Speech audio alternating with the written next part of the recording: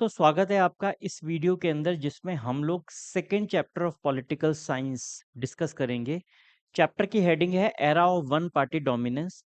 पिछला chapter chapter one में हम लोगों ने चैलेंजेस ऑफ नेशन बिल्डिंग पढ़ा था कि जब हम लोग आज़ाद हुए तो किस तरह की समस्याएं हमारे देश को फेस करनी पड़ी थी।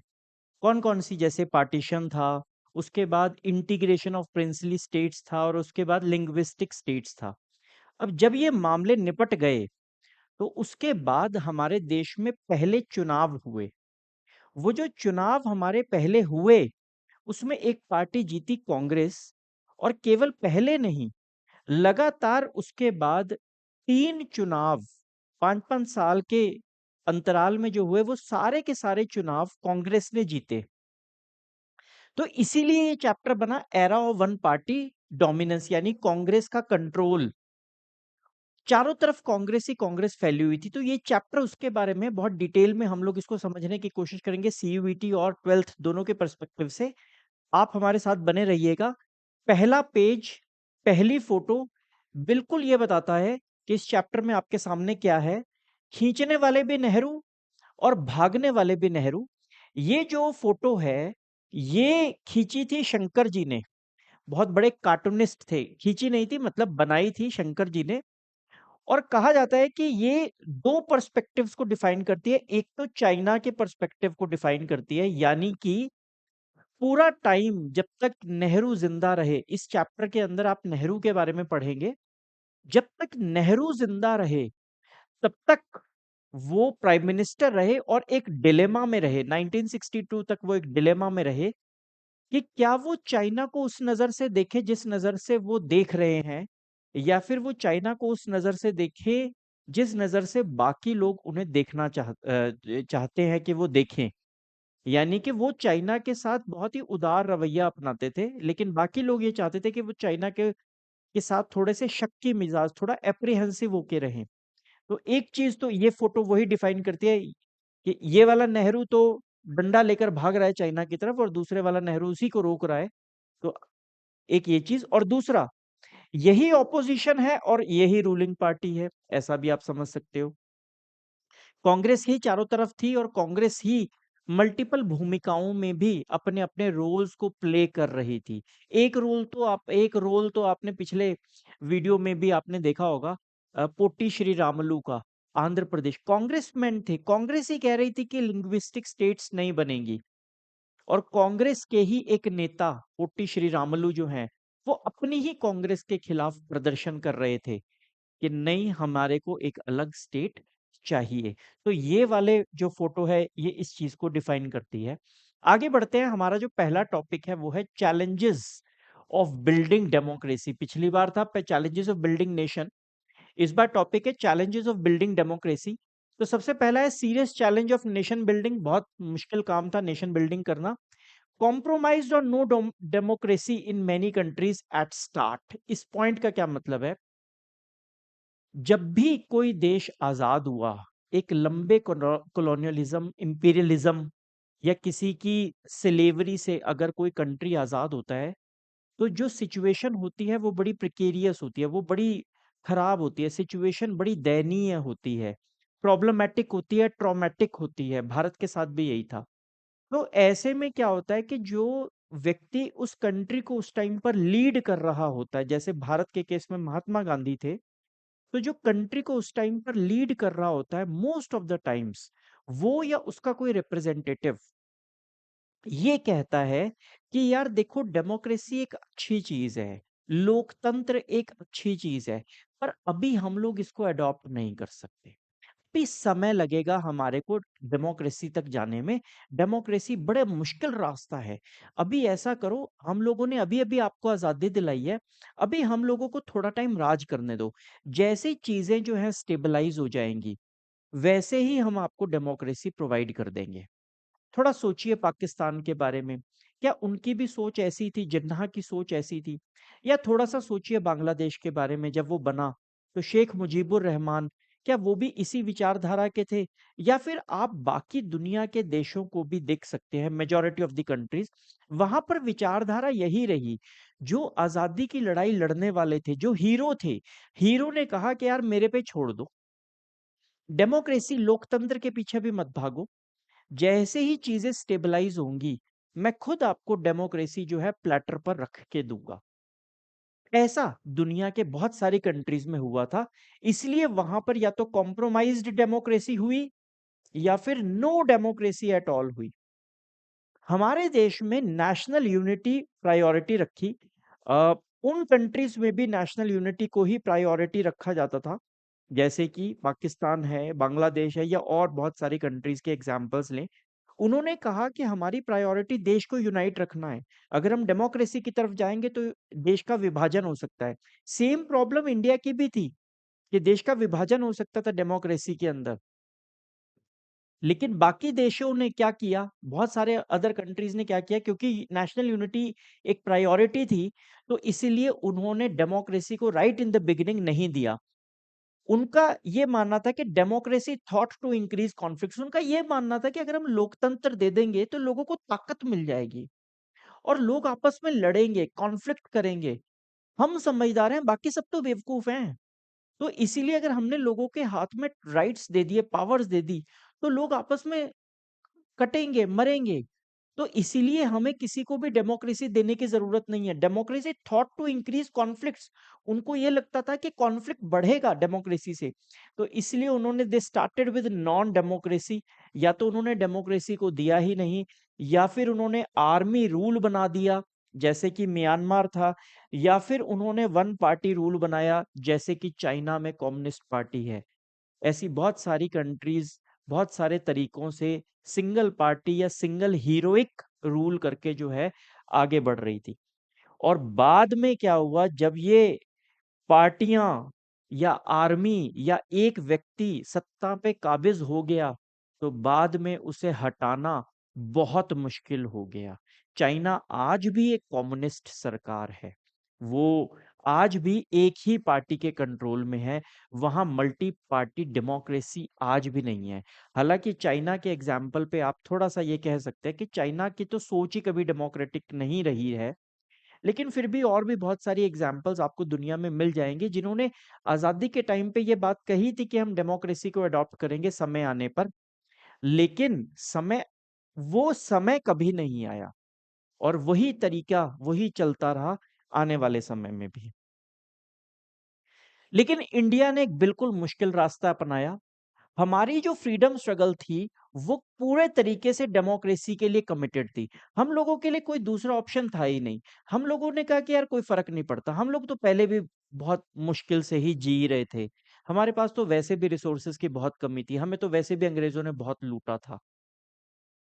तो हम लोगों ने कोई भी सेकंड ऑप्शन नहीं रखा। हम लोगों ने कहा कि देखो प्रायोरिटी है तो डेमोक्रेसी है, डेमोक्रेसी ही अडॉप्ट करनी है हमें। हमारी फ्रीडम स्ट्रगल का ही ऑब्जेक्टिव डेमोक्रेसी था।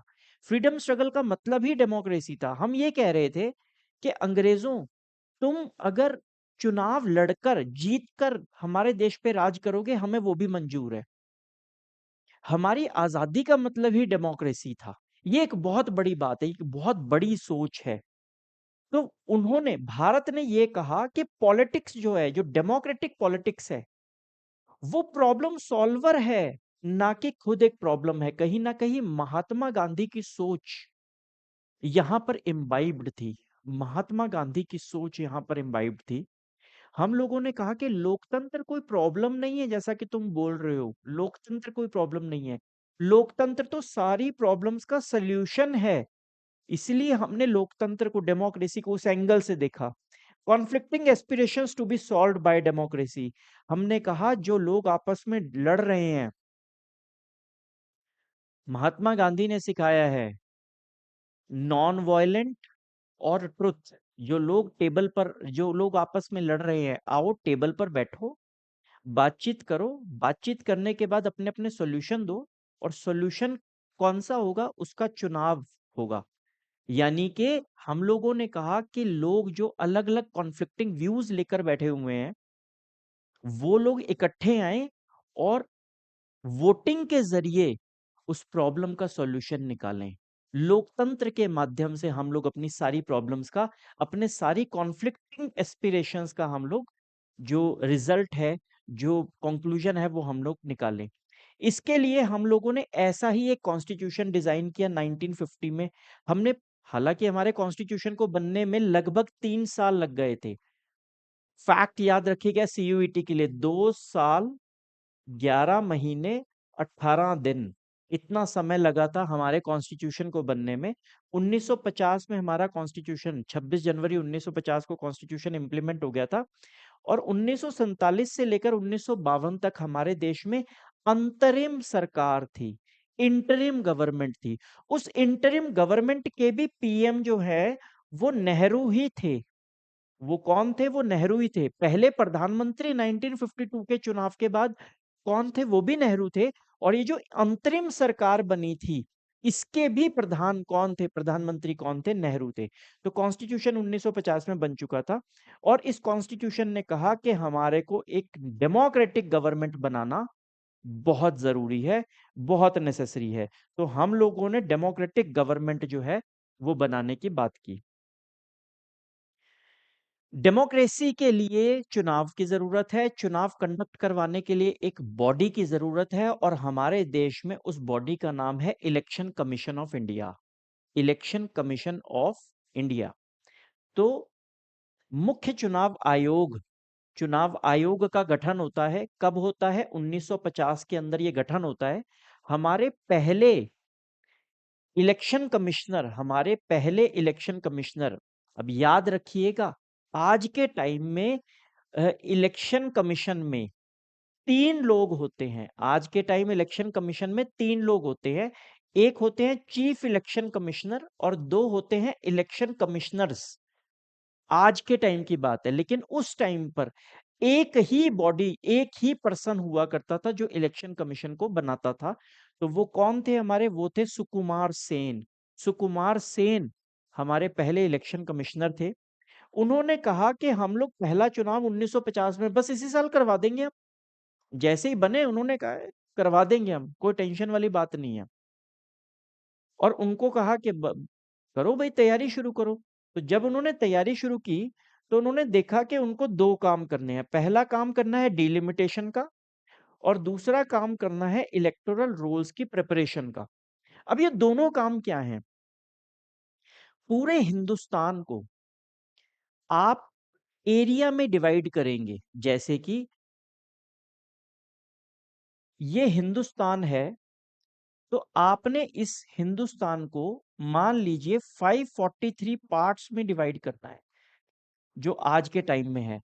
तो हम लोगों को ये डिसाइड करना पड़ेगा कि ये 1 पार्ट, ये 2 पार्ट, ये 3 पार्ट, ये 4 पार्ट, ये 5 पार्ट, 1 2 3 4 5, ये जो बाउंड्रीज हैं, ये इस प्रोसेस को बनाने का को हम कहते हैं डिलिमिटेशन। ये एक कॉन्स्टिट्यूएंसी के अंदर कौन कौन सा एरिया आएगा, उसकी बाउंड्री, उसको हम लोग क्या बुलाते हैं? उसको हम लोग बुलाते हैं डीलिमिटेशन का प्रोसेस। डीलिमिटेशन के प्रोसेस के पीछे की सोच क्या होगी?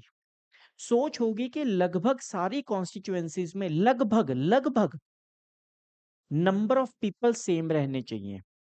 नंबर ऑफ पीपल जो हैं वो सेम रहने चाहिए। अगर हम लोग ये कह रहे हैं कि हर 10 लाख लोगों के ऊपर एक आदमी जो है, एक एमपी चुना जाएगा, तो यानी कि ये जो 1 किया है, इसमें भी लगभग 10 लाख लोग हों, इसमें भी 10 लाख लोग हों, इसमें भी 10 लाख हो। और केवल 10 लाख नंबर्स नहीं होने चाहिए, वो आपस में एक एरिया के अंदर कॉम्पैक्ट भी होने चाहिए। वो एक एरिया के अंदर, ऐसा नहीं है कि 10 लाख आपके पूरे नहीं हुए तो आपने 50 लोग पड़ोस के गांव वाले ले लिए।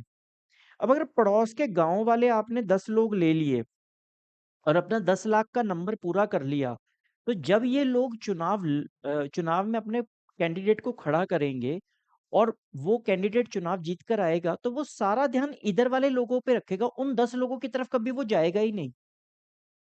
वो एक एलिनिएट हो गए। तो इस तरीके से उन 10 लोगों को छोड़ दो। जरूरी नहीं है कि पूरा नंबर 10 लाख का ही होना चाहिए, 10 लाख से ऊपर नीचे हो सकता है। तो बहुत सारे चीज़ों को, और कल्चर भी सेम सा होना चाहिए, ट्रेडिशन, एथनिसिटी, ये सब कुछ एक जैसी सी होनी चाहिए। उन लोगों का आपस में एक रिलेशन होना चाहिए।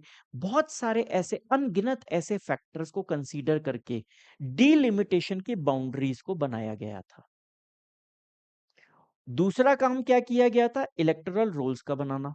मतलब जितने भी लोग हैं उन सबके नाम, उनकी उम्र, उनका डेट ऑफ बर्थ, उनका पहचान, ये जो वोटर आईडी कार्ड बनाना, वोटर आईडी कार्ड बनाना, ये काम है इलेक्टोरल रोल्स का। कौन कौन वोट दे सकते हैं, कौन कौन लोग ऐसे हैं जो उस एरिया के वोट दे सकते हैं, उनकी लिस्ट बनाना, उस लिस्ट को हम लोग क्या बोलते हैं? Electoral roll. तो ये दो काम बहुत मुश्किल थे जो मिस्टर सुकुमार सेन को उस टाइम पर करने थे। डिलिमिटेशन तो फिर भी जैसे तैसे उन्होंने कर ली, लेकिन ये जो इलेक्टोरल रोल बनाने की बात आई, ये उनके लिए बहुत टेढ़ी खीर साबित हुई। क्यों? क्योंकि भारत में इलिटरेसी बहुत ज्यादा थी, लोगों को एक्सपीरियंस ही नहीं था चुनाव का, इलिटरेसी बहुत ज्यादा थी। ऐसा कहा जाता है 40 लाख एंट्रीज जो इलेक्शन कमीशन में आई विमेन की, सिर्फ विमेन की, वो गलत थी। किसी ने लिखवा रखा था, वो पूछा कि जी आपका नाम क्या है, मैं तो फलाने की वाइफ हूं, ठीक है ना, राम किशोर की पत्नी, राम किशोर की बीवी, या हरीलाल की बहन, या किशोरी राम की बेटी। इस तरीके से लेडीज ने अपने नाम लिखवाए, 40 लाख नाम ऐसे लिखे गए। तो सुकुमार सेन जी ने ये सारे के सारे नामों को कैंसिल कर दिया और बोला लिस्ट दोबारा बनाओ, इज्जतदारी से बनाओ, बढ़िया तरीके से बनाओ, सबका नाम, सब लेडीज का, सब जेंट्स का नाम ठीक तरीके से आना चाहिए, ये उन्होंने कहा। तो वो जो इलेक्टोरल रोल्स हैं वो फिर से बनाए गए, दोबारा बनाए गए, तिवारा बनाए गए, ताकि वो ठीक तरीके से बन सके। 17 करोड़ वोटर्स थे उस टाइम पर भारत में, जिनकी ये जिम्मेदारी थी कि वो 3200 एमएलए को चुने, 3200 एमएलए को चुना जाए। क्यों? क्योंकि पहला चुनाव जो था हमारा, उसमें स्टेट्स के और सेंटर के इलेक्शंस इकट्ठे हुए थे, तो 3200 एमएलए भी वहीं चुने जाने थे। 489 एमपीज, कौन से एमपीज? लोकसभा के एमपीज को भी तभी चुना जाना था। 489 Lok Sabha MPs were to be chosen, and 15% literacy, हमारे देश में लिटरेसी कितनी थी? केवल 15%। और 3 लाख ऑफिसर्स को ट्रेनिंग प्रोवाइड की इलेक्शन कमीशन ने। इलेक्शन कमीशन ट्रेनिंग प्रोवाइड कर रहा है, उसको खुद कौन सा बहुत ज्यादा एक्सपीरियंस था इलेक्शंस का? ना तो इलेक्शन कमीशन को बहुत ज्यादा एक्सपीरियंस था, ना ही इन ऑफिसर्स को, लेकिन फिर भी इन ऑफिसर्स को ट्रेनिंग प्रोवाइड की गई। ये दुनिया का सबसे बड़ा टेस्ट था डेमोक्रेसी का। लोग हंस रहे थे, दूसरे देश वाले हंस रहे थे, अंग्रेजी अखबार वाले हंस रहे थे। जिस देश में 85% लोग अनपढ़ हैं, उस देश में आप डेमोक्रेसी लेके आने जा रहे हो। 1947 अमेरिका के अंदर भी, अमेरिका के अंदर भी सब लोगों को वोट डालने का अधिकार ऑफिशियली तो मिल चुका था, पर वैसे नहीं मिला था। अमेरिका भी ये नहीं कह सकता कि उसके यहाँ यूनिवर्सल एडल्ट फ्रेंचाइज था, और हम लोग एक्सपेरिमेंट कर रहे थे। 18 साल से ऊपर कोई भी वो वोट डाल सकता है, हम लोग ये एक्सपेरिमेंट कर रहे थे। यूरोप के बहुत सारे कंट्रीज के अंदर वो लोग विमेन को मानते ही नहीं थे कि विमेन में दिमाग होता है, उन्होंने विमेन को वोटिंग राइट्स ही नहीं दिए थे। अमेरिका के अंदर भी बहुत सारी कम्युनिटीज को, बहुत सारे लोगों को वोट डालने का अधिकार नहीं था। तो ये जो बड़े बड़े देश, जिनकी जनसंख्या भी बड़ी कम है, जिनके एरिया बहुत बड़े हैं, जिनके पास रिसोर्सेज बहुत ज्यादा हैं, जो सुपर पढ़े लिखे लोग हैं, उन्होंने कहा अरे लोकतंत्र तो बहुत बड़ी चीज है, ये छुटके पुटके देश, ये इंडिया जैसे कंट्रीज लोकतंत्र कैसे संभाल पाएंगे? तो पूरी दुनिया के अंदर इसका मजाक भी उड़ रहा था, और वो लोग इस बात में बहुत ज्यादा श्योर थे कि भारत की डेमोक्रेसी का जो एक्सपेरिमेंट है वो बुरी तरीके से फेल होगा, और साथ में फेल होगा नेहरू। नेहरू जो हमारा पहला प्रधानमंत्री है, ये भी बुरे तरीके से फेल होगा, क्यों? क्योंकि डेमोक्रेसी इतने अनपढ़, इतने लेस रिसोर्सफुल कंट्री में कभी सक्सेसफुल हो ही नहीं सकती। अगर हम यूरोप की भी बात करें, यूरोप और नॉर्थ अमेरिका के अंदर भी, वहां भी बहुत ज्यादा लिमिटेड डेमोक्रेसी थी, पूरी डेमोक्रेसी वहां पर भी नहीं थी। तो इंडिया का जो एक्सपेरिमेंट था, universal adult franchise, UAF, universal adult franchise, मतलब 18 साल से ऊपर कोई भी व्यक्ति वो वोट डाल सकता है। यूएएफ का जो हमारा जो प्रिंसिपल था, it was very bold and risky, बहुत ज्यादा बोल्ड था, रिस्की था, और लग रहा था कि ये फेल होगा क्योंकि ज्यादातर लोग अनपढ़ थे। पूरी दुनिया और पूरा मीडिया वो एप्रीहेंसिव था। बहुत ज्यादा चांसेस, अगर किससे पूछा जाए कि क्या ये चुनाव फेल होंगे या पास होंगे, अगर रैंडमली किससे पूछा जाए, तो ज्यादातर लोगों का जवाब ये होता था कि ये चुनाव फेल होंगे। क्यों? क्योंकि ये चीज संभव ही नहीं है। और वो बहुत ईगरली बैठे हुए थे, दुनिया और मीडिया बहुत ईगरली इंडिया को फेल होते हुए देखना चाहते थे। वो ये देखना चाहते थे कि इतने बड़े देश में चुनाव करवाया तो क्या हश्र होने वाला है। इलेक्शंस एक बार नहीं, 2 बार पोस्टपोन करने पड़े। इतने बड़े चुनाव, सेंटर और स्टेट्स के इकट्ठे, तो 2 बार चुनाव को स्थगित करना पड़ा क्योंकि तैयारियां पूरी नहीं हो पाई थी। Election postpone twice.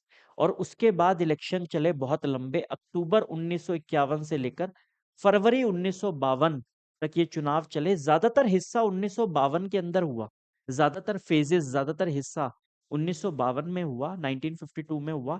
इसलिए इसको 1952 के इलेक्शंस भी कहते हैं। 6 महीने की कैंपेनिंग थी, पोलिंग थी, काउंटिंग थी, ये पूरा प्रोसेस जो है, मतलब चुनाव आयोग की प्रेस कॉन्फ्रेंस से लेकर रिजल्ट आने तक का जो समय था, वो 6 महीने का समय जो लगा, उसमें हर सीट पे ऑन एन एवरेज 4 कैंडिडेट्स हैं। मतलब जितनी भी सीट्स थी, जैसे 489 सीट्स थी, तो इसको आप 4 से मल्टीप्लाई कर लीजिए, 3200 को 4 से मल्टीप्लाई कर लीजिए, तो लगभग इतने कैंडिडेट्स मैदान में उतरे थे। और ये चुनाव ज्यादातर एक फेयरली डेमोक्रेटिक ही था, ये पूरे तरीके से एक डेमोक्रेटिक चुनाव था। बहुत छिटपुट घटनाएं इधर उधर की हुई थी, लेकिन ज्यादातर चुनाव जो है वो पीसफुल रहा था। और जब इसके रिजल्ट्स आए, तो हारने वालों ने, लूजर्स ने भी उसको एक्सेप्ट किया। Losers accepted the results. Losers जो थे, जो हार गए थे चुनाव, उन्होंने भी कहा कि कोई बात नहीं, हम हार गए, हम एक्सेप्ट करते हैं। उन्होंने कोई बेईमानी की बात नहीं की, उन्होंने ये नहीं कहा कि कुछ गलत हुआ, चुनाव गलत थे। उन्होंने भी अपने पॉइंट्स रखे, वो हार गए और वो बिल्कुल इज्जतदारी से वो साइड पे हट गए, और विनर्स के लिए उन्होंने जगह बनाई। और इससे क्या हुआ, इससे पूरी दुनिया में जो क्रिटिसिज्म था, जो क्रिटिक्स थे, वो पूरे तरीके से गलत साबित हुए, वो पूरे तरीके से गलत साबित हुए। Western media, Indian media, foreign powers, foreign countries, सारी की सारी शॉक्ड थी कि ये क्या हुआ, भारत में चुनाव हुआ और वो सक्सेसफुल हुआ। अच्छा, क्या रिजल्ट भी आया? अच्छा, रिजल्ट आने वाले जो हैं, जो जीते हुए हैं, मतलब उन्होंने सरकार बना ली। अच्छा, हारने वाले लोग कुछ नहीं बोल रहे हैं, वो एग्री करते हैं, वो हार गए तो फिर भी वो स्वीकार कर रहे हैं।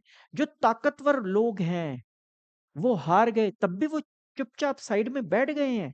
ऐसी ऐसी बहुत सारी बातें पूरी दुनिया में फैल रही थी। तो ultimately it came out to being कि हमारे क्रिटिक्स जो हैं वो गलत साबित हुए, और हमारा जो एक्सपेरिमेंट था वो सक्सेसफुल था। तो पूरी दुनिया जो है वो इम्प्रेस्ड थी, the world, entire world was impressed on India's elections. यहाँ पर 2 फोटोज हैं जो इलेक्शन की सक्सेस को और भी अच्छे से डिफाइन करती हैं। ये कांग्रेस के सीनियर लीडर्स बैठे हुए हैं, नेहरू जी बैठे हुए हैं, आपको नजर आएंगे। मौलाना अब्दुल कलाम बैठे हुए हैं, ठीक है। तो और भी बहुत सारे, राजगोपालाचारी जी बैठे हुए हैं, और भी बहुत सारे नेतागण हमारे बैठे हुए हैं। और ये सारी जनता क्या है, ये चुनाव की टिकट मांग रहे हैं सारे। अरे हमको टिकट दे दो कांग्रेस की तरफ से। कांग्रेस का जीतना तय था। हम लोग अभी पढ़ेंगे आज के लेक्चर के अंदर कि कांग्रेस जीती, कैसे जीती, क्यों जीती। तो ये सारे के सारे, ये देखो हाथ जोड़ रहे हैं। ये बंदा भी यहाँ बैठ के, अरे वेव कर रहा है, ये सब हाथ जोड़ रहे हैं, अरे हमको टिकट दे दो, हमको टिकट दे दो, प्लीज हमको टिकट दे दो, हमको कांग्रेस की तरफ से चुनाव लड़ने दो। चेंजिंग मेथड्स ऑफ वोटिंग, ये बताता है कि हमारे वोटिंग का जो सिस्टम है वो over the period of time कैसे चेंज हुआ। सबसे पहली बार जब चुनाव हुए, सबसे पहली बार चुनाव हुए थे, तो उन्होंने एक यूनिक तरीका रखा था। उन्होंने क्या रखा था, उन्होंने जितने भी कैंडिडेट्स हैं, सपोज किसी इलेक्शन में 4 कैंडिडेट, किसी सीट के ऊपर 4 कैंडिडेट कॉन्टेस्ट कर रहे हैं, तो उन्होंने 4 डब्बे रख दिए। हर कैंडिडेट का एक एक डब्बा, उसके ऊपर उस कैंडिडेट का नाम और उसकी फोटो लगी होगी, ऐसे चारों के ऊपर। और जो बंदा वोट डालने आया है, जो भी इंसान वोट डालने जाएगा, उसको एक पेपर दे दिया जाएगा, ब्लैंक पेपर। उसने केवल उस पेपर को फोल्ड करके जिसको भी वो वोट डालना चाहता है उसके डब्बे में उसने ये वोट डाल दिया। इसके चलते 20 लाख डब्बे बनवाए गए, 20 lakh boxes were to be made. यहाँ पे कहीं लिखा हुआ है कि देयर 20 लाख, ये 20 lakh steel boxes were used for the conduct of the elections of 1951-52। थोड़े टाइम के बाद उन्होंने सिस्टम चेंज कर दिया, "ओए, इतने डब्बे क्या करने हैं, इतने डब्बे बनाने से बेटर है एक कागज बना दिया जाए।" और वैसे भी क्या प्रॉब्लम हुई, जैसे जैसे नंबर ऑफ पीपल बढ़ते चले गए, वैसे भी डब्बे और बढ़ते चले गए। अच्छा, डब्बे दूर दूर रखेंगे तो कहीं डालने लगे तो पता भी लग जाएगा दूर से कि कौन से वाले डब्बे में डाल रहा है, कहाँ पर कौन सा डब्बा रखा हुआ है। तो डब्बा एक ही होना चाहिए। तो फिर उन्होंने क्या किया, फिर उन्होंने ऐसे करके बैलेट पेपर बनाने शुरू किए। बैलेट पेपर दिया जाने लगा, और जिस भी, मान लीजिए आपने ये अर्जुन मंडल लिखा हुआ है, ये बाण का निशान, तीर के निशान जो है, यहाँ पर वोट डालनी है, तो आपने ठप्पा यहाँ लगाया, इसको फोल्ड किया और आपने डिब्बे में डाल दिया। तो फिर चुनाव ऐसे होने लगे। और फिर 1990 के बाद और 2004 में पूरे देश में क्या होना शुरू हुआ, फिर ईवीएम स्टार्ट हो गया, इलेक्ट्रॉनिक वोटिंग मशीन। आज के टाइम में हमारे देश में इलेक्ट्रॉनिक वोटिंग मशीन से चुनाव कंडक्ट किए जाते हैं। तो हमारा अगला टॉपिक है Congress domination in first 3 elections. Bharat में पहले 3 चुनाव हुए, संविधान बनाया 1950 में। कब बनाया संविधान? 26 नवंबर 1949, 1949, 26 नवंबर 1949 को संविधान बनाया। 26 जनवरी 1950 को उसको इम्प्लीमेंट किया, और उसके बेसिस पर हम लोगों ने पहले चुनाव कंडक्ट करवाए 1951 में और 1952 में। ये इलेक्शंस हम लोग प्लान कर रहे थे कि 1950 में ही कंडक्ट हो जाए, लेकिन हम लोगों ने पढ़ा कि कितनी सारी दिक्कतें आई, तो 1951 के अंदर ये चुनाव अक्टूबर के महीने में शुरू हुआ और फरवरी में जाके खत्म हुआ। इसलिए, क्योंकि ये चुनाव ज्यादातर 1952 में हुआ था, इसलिए इसको हम लोग 1952 का इलेक्शंस भी कहते हैं। तो कांग्रेस जो है उसमें 75% सीटें जीत गई। कांग्रेस ने कितनी सीटें जीती? 75% से भी ज्यादा सीटें जीती, केवल पहले चुनाव में नहीं, पहले तीनों चुनाव में, यानी 1952, 5 साल बाद 57 और फिर 62, इन तीनों इलेक्शंस में कांग्रेस 75% से भी ज्यादा वोट्स हासिल करने में सक्सेसफुल रही। इसका एक सबसे बड़ा कारण ये था कि कांग्रेस ने लीगेसी को कंटिन्यू किया था। किस चीज की लीगेसी को कंटिन्यू किया उन्होंने? भारत की आजादी की लीगेसी को उन लोगों ने कंटिन्यू किया, फ्रीडम स्ट्रगल को उन लोगों ने कंटिन्यू किया। और फ्रीडम स्ट्रगल के एक बहुत मझे हुए एक नेता थे, बहुत कैरिज्मेटिक लीडर थे, जिनका नाम था जवाहरलाल नेहरू। बहुत अच्छी रईस और नामदार फैमिली को बिलोंग करते थे, काफी ज्यादा पढ़े लिखे थे, विदेशों से पढ़कर आए थे, अंग्रेजी जानते थे, और एक डोमिनेशन होल्ड करते थे जवाहरलाल नेहरू। उनकी पर्सनालिटी भी बहुत कैरिज्मेटिक थी, बड़ा जबरदस्त बोलते थे, लोगों को लीड किया करते थे, और बहुत ही ज्यादा पॉपुलर नेता थे। पूरे हिंदुस्तान के लोग उनको पसंद करते थे, जानते थे, और मानते थे कि वो हम उनके लीडर हैं। तो नेहरू हमारे जो हैं वो पहले ऑब्वियस चॉइस बनी पहले प्रधानमंत्री की।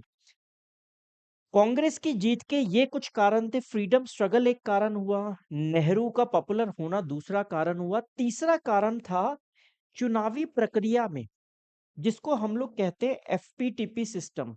पूरा नाम क्या है? First past the post system.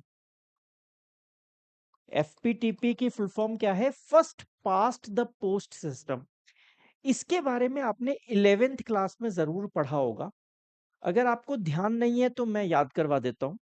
First pass the post system ये कहता है कि भारत के चुनाव में जहां पर हम लोग वोट करते हैं डायरेक्ट इलेक्शंस में, उसकी खास बात यह है कि जो व्यक्ति सबसे ज्यादा वोट हासिल करता है, सबसे ज्यादा वोट हासिल करता है, वो अप्रत्याशित तौर पर सबसे ज्यादा सीटें भी हासिल कर जाता है। अब आप कहेंगे ये तो बड़ी कॉमन सी बात है, जो ज्यादा वोट हासिल करेगा वही सीटें हासिल करेगा ज्यादा। लेकिन ऐसा नहीं है। अगर आप बाकी सबको वोट्स के मामले में पछाड़ देते हो तो आपकी वोटें अगर वैसे ज्यादा है लेकिन नंबर उतना ज्यादा नहीं है, परसेंटेज उतनी ज्यादा नहीं है, तो भी सीटों की परसेंटेज आपकी बहुत ज्यादा हो जाती है। यानी कि कांग्रेस को 45% वोट्स मिली थी। यानी अगर 100 वोटें पड़ी हैं तो कांग्रेस को केवल 45 वोटें पड़ी, 55 वोटें कांग्रेस को नहीं पड़ी। लेकिन फिर भी कांग्रेस 75% सीटें जीतने में सक्सेसफुल हुई। ऐसा इसलिए क्योंकि जो 55% सीटें, जो 55% वोट्स कांग्रेस को नहीं पड़े, वो बाकी सब लोगों में डिवाइड हो गए। और इसीलिए वो जो 55% वोटें जो कांग्रेस को नहीं पड़ी, उनका कोई औचित्य ही नहीं रह गया। वो वोटें बेकार हो गई। मेजॉरिटी ये कहती थी कि कांग्रेस ना लेकर जाए, कांग्रेस जो है ना जीते।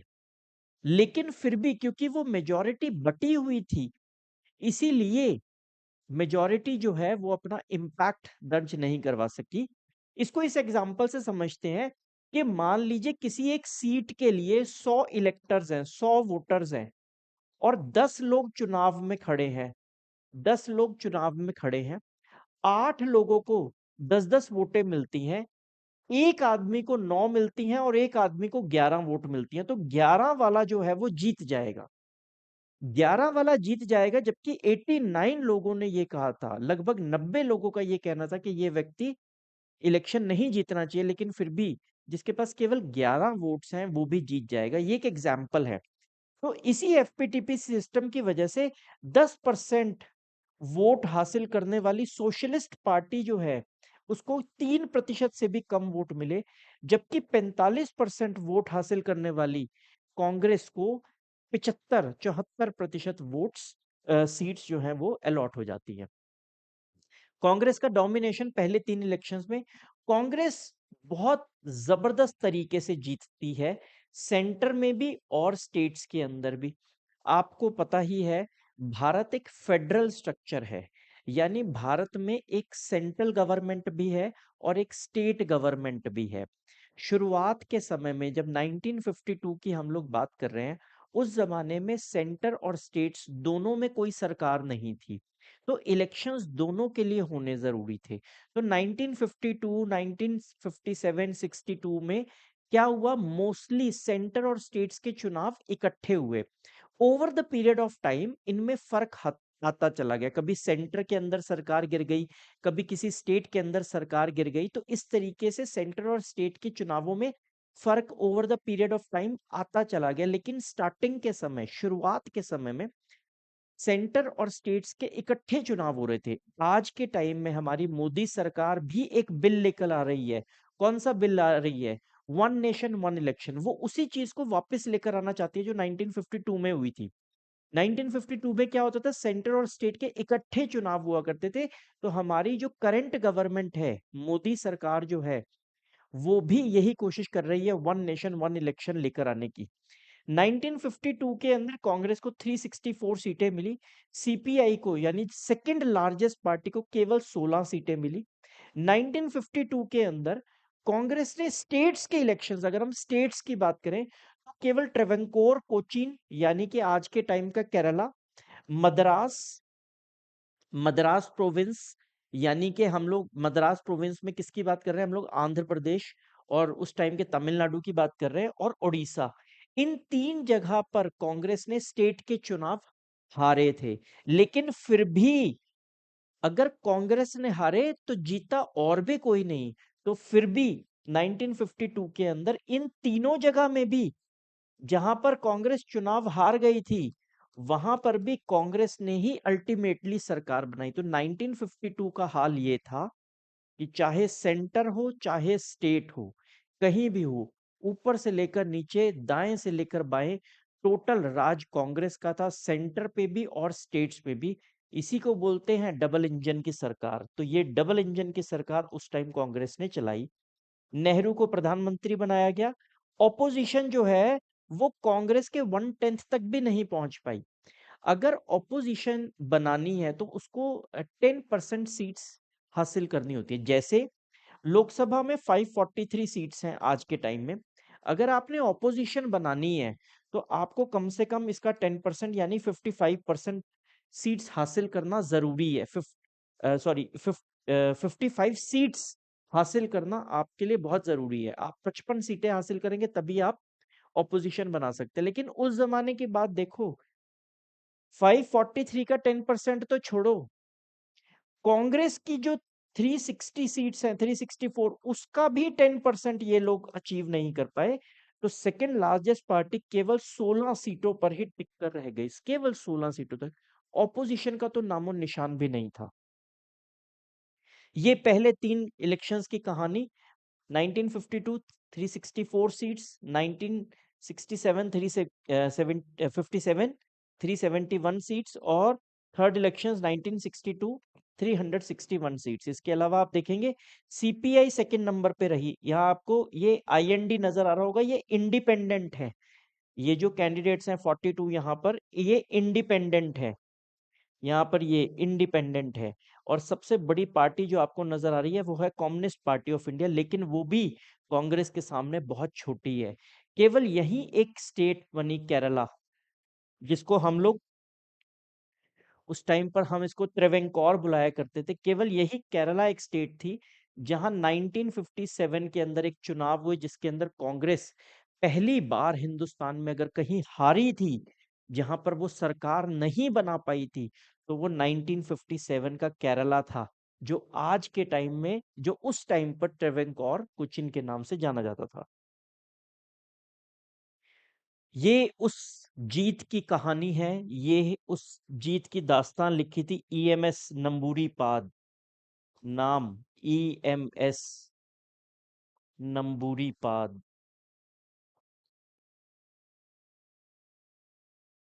केरल की कम्युनिस्ट पार्टी के सबसे बड़े नेता, अगर नेहरू को उस जमाने में किसी एक व्यक्ति ने सामने से टक्कर दी तो वो इस व्यक्ति ने।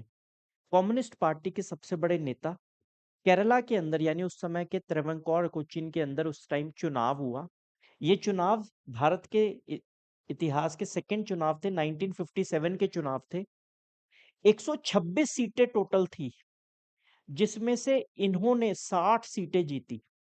इन्होंने कितनी सीटें जीती? 60। तो 60 से भी ये सरकार नहीं बना सकते थे। 5 इंडिपेंडेंट इनके साथ मिले और बन गई टोटल 65 सीट्स। दुनिया के इतिहास में इलेक्शंस के द्वारा, डेमोक्रेटिक इलेक्शंस के द्वारा कम्युनिज्म की ये पहली सरकार बनी थी। ये व्यक्ति दुनिया के इतिहास में दर्ज हो गया क्योंकि इसने इलेक्शंस के माध्यम से दुनिया की पहली कम्युनिस्ट सरकार बनाई थी। वरना कम्युनिज्म का ज्यादातर तो ऑब्जेक्टिव इलेक्शंस को खत्म करना रहता है। कम्युनिज्म तो इस बात में बिलीव करता है कि इलेक्शंस का कोई पर्पस ही नहीं है। कम्युनिस्ट पार्टी ऑफ चाइना जो है, मतलब कम्युनिस्ट पार्टी जो चाइना की है, एक ही पार्टी राज करती है, मल्टीपल डेमोक्रेटिक इलेक्शंस में बिलीव नहीं करती है। केवल भारत ही एक ऐसा देश है जहां पर एक ऐसी सरकार बनी। तो इनकी सरकार बनी कब? 1957 में। 5 इंडिपेंडेंट को लेकर इन्होंने सरकार बनाई।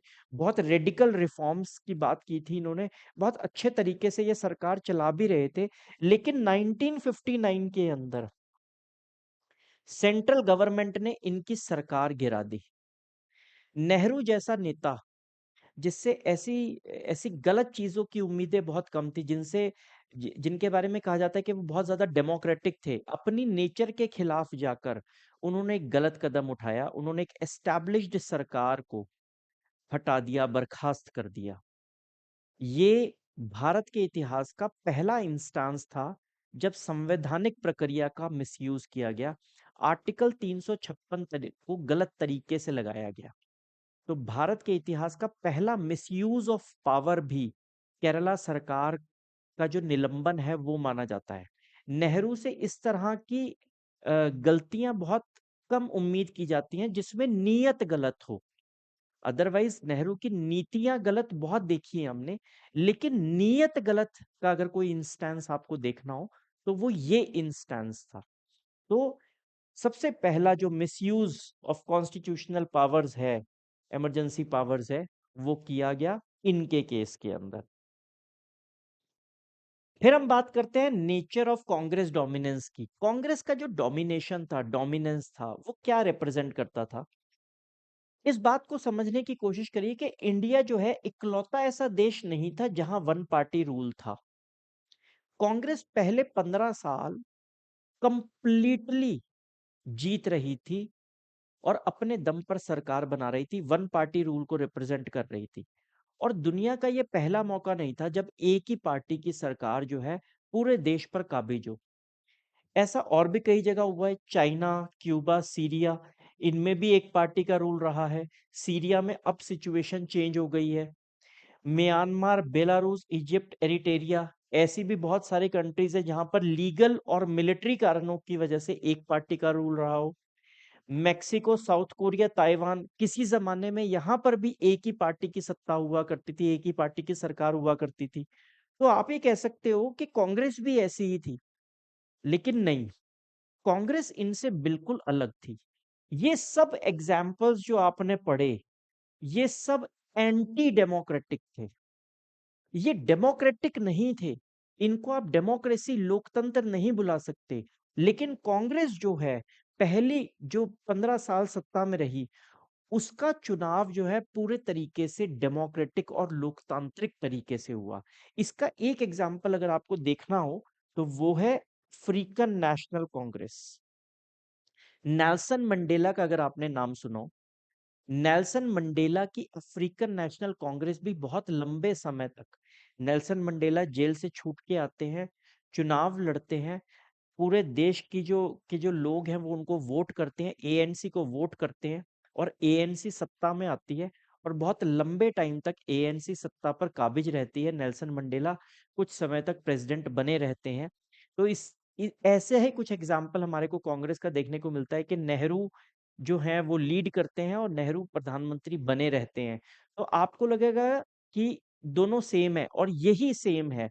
तो सेम किस सेंस में हम लोग अफ्रीकन नेशनल कांग्रेस को और कांग्रेस को मान सकते हैं? इस सेंस में, क्योंकि एएनसी भी प्रॉपर डेमोक्रेटिक चुनाव लड़कर सत्ता में आई थी, और कांग्रेस भी प्रॉपर चुनाव लड़कर फ्री एंड फेयर इलेक्शंस के माध्यम से कांग्रेस जो है वो सत्ता में आई थी। लेकिन ये जो एग्जांपल्स आपको सारे दिख रहे हैं, यहां पर कोई भी फ्री एंड फेयर इलेक्शंस के माध्यम से नहीं आया। कांग्रेस की सक्सेस के कुछ कारण हैं। फ्रीडम स्ट्रगल, जैसा कि हमने कहा कि लीगेसी ऑफ फ्रीडम स्ट्रगल और इनहेरिटर ऑफ नेशनल मूवमेंट, आजादी की लड़ाई में जो पार्टिसिपेट किया कांग्रेस ने, उसकी वजह से कांग्रेस को सक्सेस मिली। बहुत सारे फ्रीडम फाइटर्स ही तो थे जो कांग्रेस की तरफ से चुनाव लड़ रहे थे। चुनाव लड़ने वालों में टिकट्स किसको मिला था? ज्यादातर फ्रीडम फाइटर्स थे। तो जो लोग देश की आजादी के लिए लड़ रहे थे, अब वो कांग्रेस की तरफ से चुनाव लड़ रहे थे, तो ऑब्वियसली उनका जीतना जो है वो तय होगा। कांग्रेस वेल ऑर्गेनाइज्ड पार्टी थी, फर्स्ट मूवर एडवांटेज था। कांग्रेस बहुत जल्दी स्ट्रेटेजी बना लेती थी। 1885 के अंदर कांग्रेस बन गई थी। 1920 के बाद, नॉन कॉपरेशन मूवमेंट के बाद, कांग्रेस फुल फ्लो में आजादी की लड़ाई लड़ने के लिए सामने आ चुकी थी। तो कांग्रेस का एक्सपीरियंस बहुत पुराना था। बड़ी लंबी चौड़ी पार्टी थी, और एक्सपीरियंस, ऑर्गेनाइजेशनल स्ट्रक्चर इनका बहुत दमदार था। तो इस वजह से इनको जो है फर्स्ट मूवर एडवांटेज मिल जाता था। फर्स्ट ऑफ द ब्लॉक्स, कहीं पर भी कोई चुनाव अनाउंस होता था तो कांग्रेस को पता लग जाता था और पहले ही स्ट्रेटेजी बना लेती थी।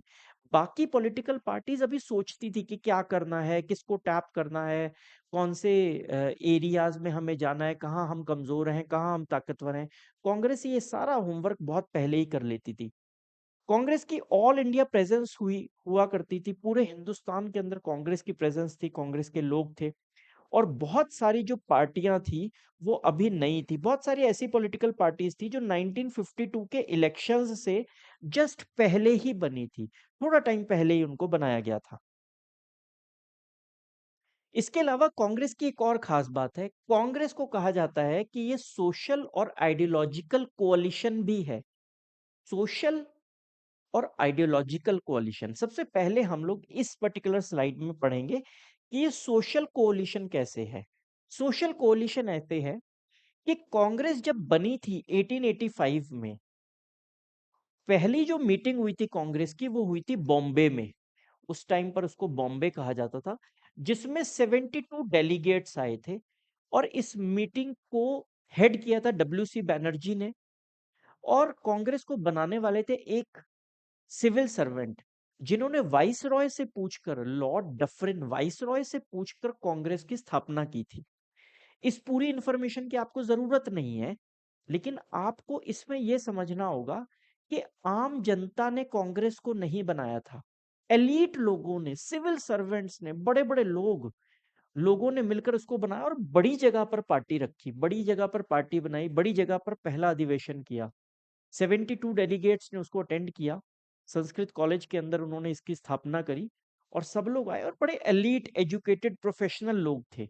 वो ज्यादा मासेस के साथ जुड़े हुए नहीं थे। तो कांग्रेस एजुकेटेड कमर्शियल लोगों की पार्टी थी।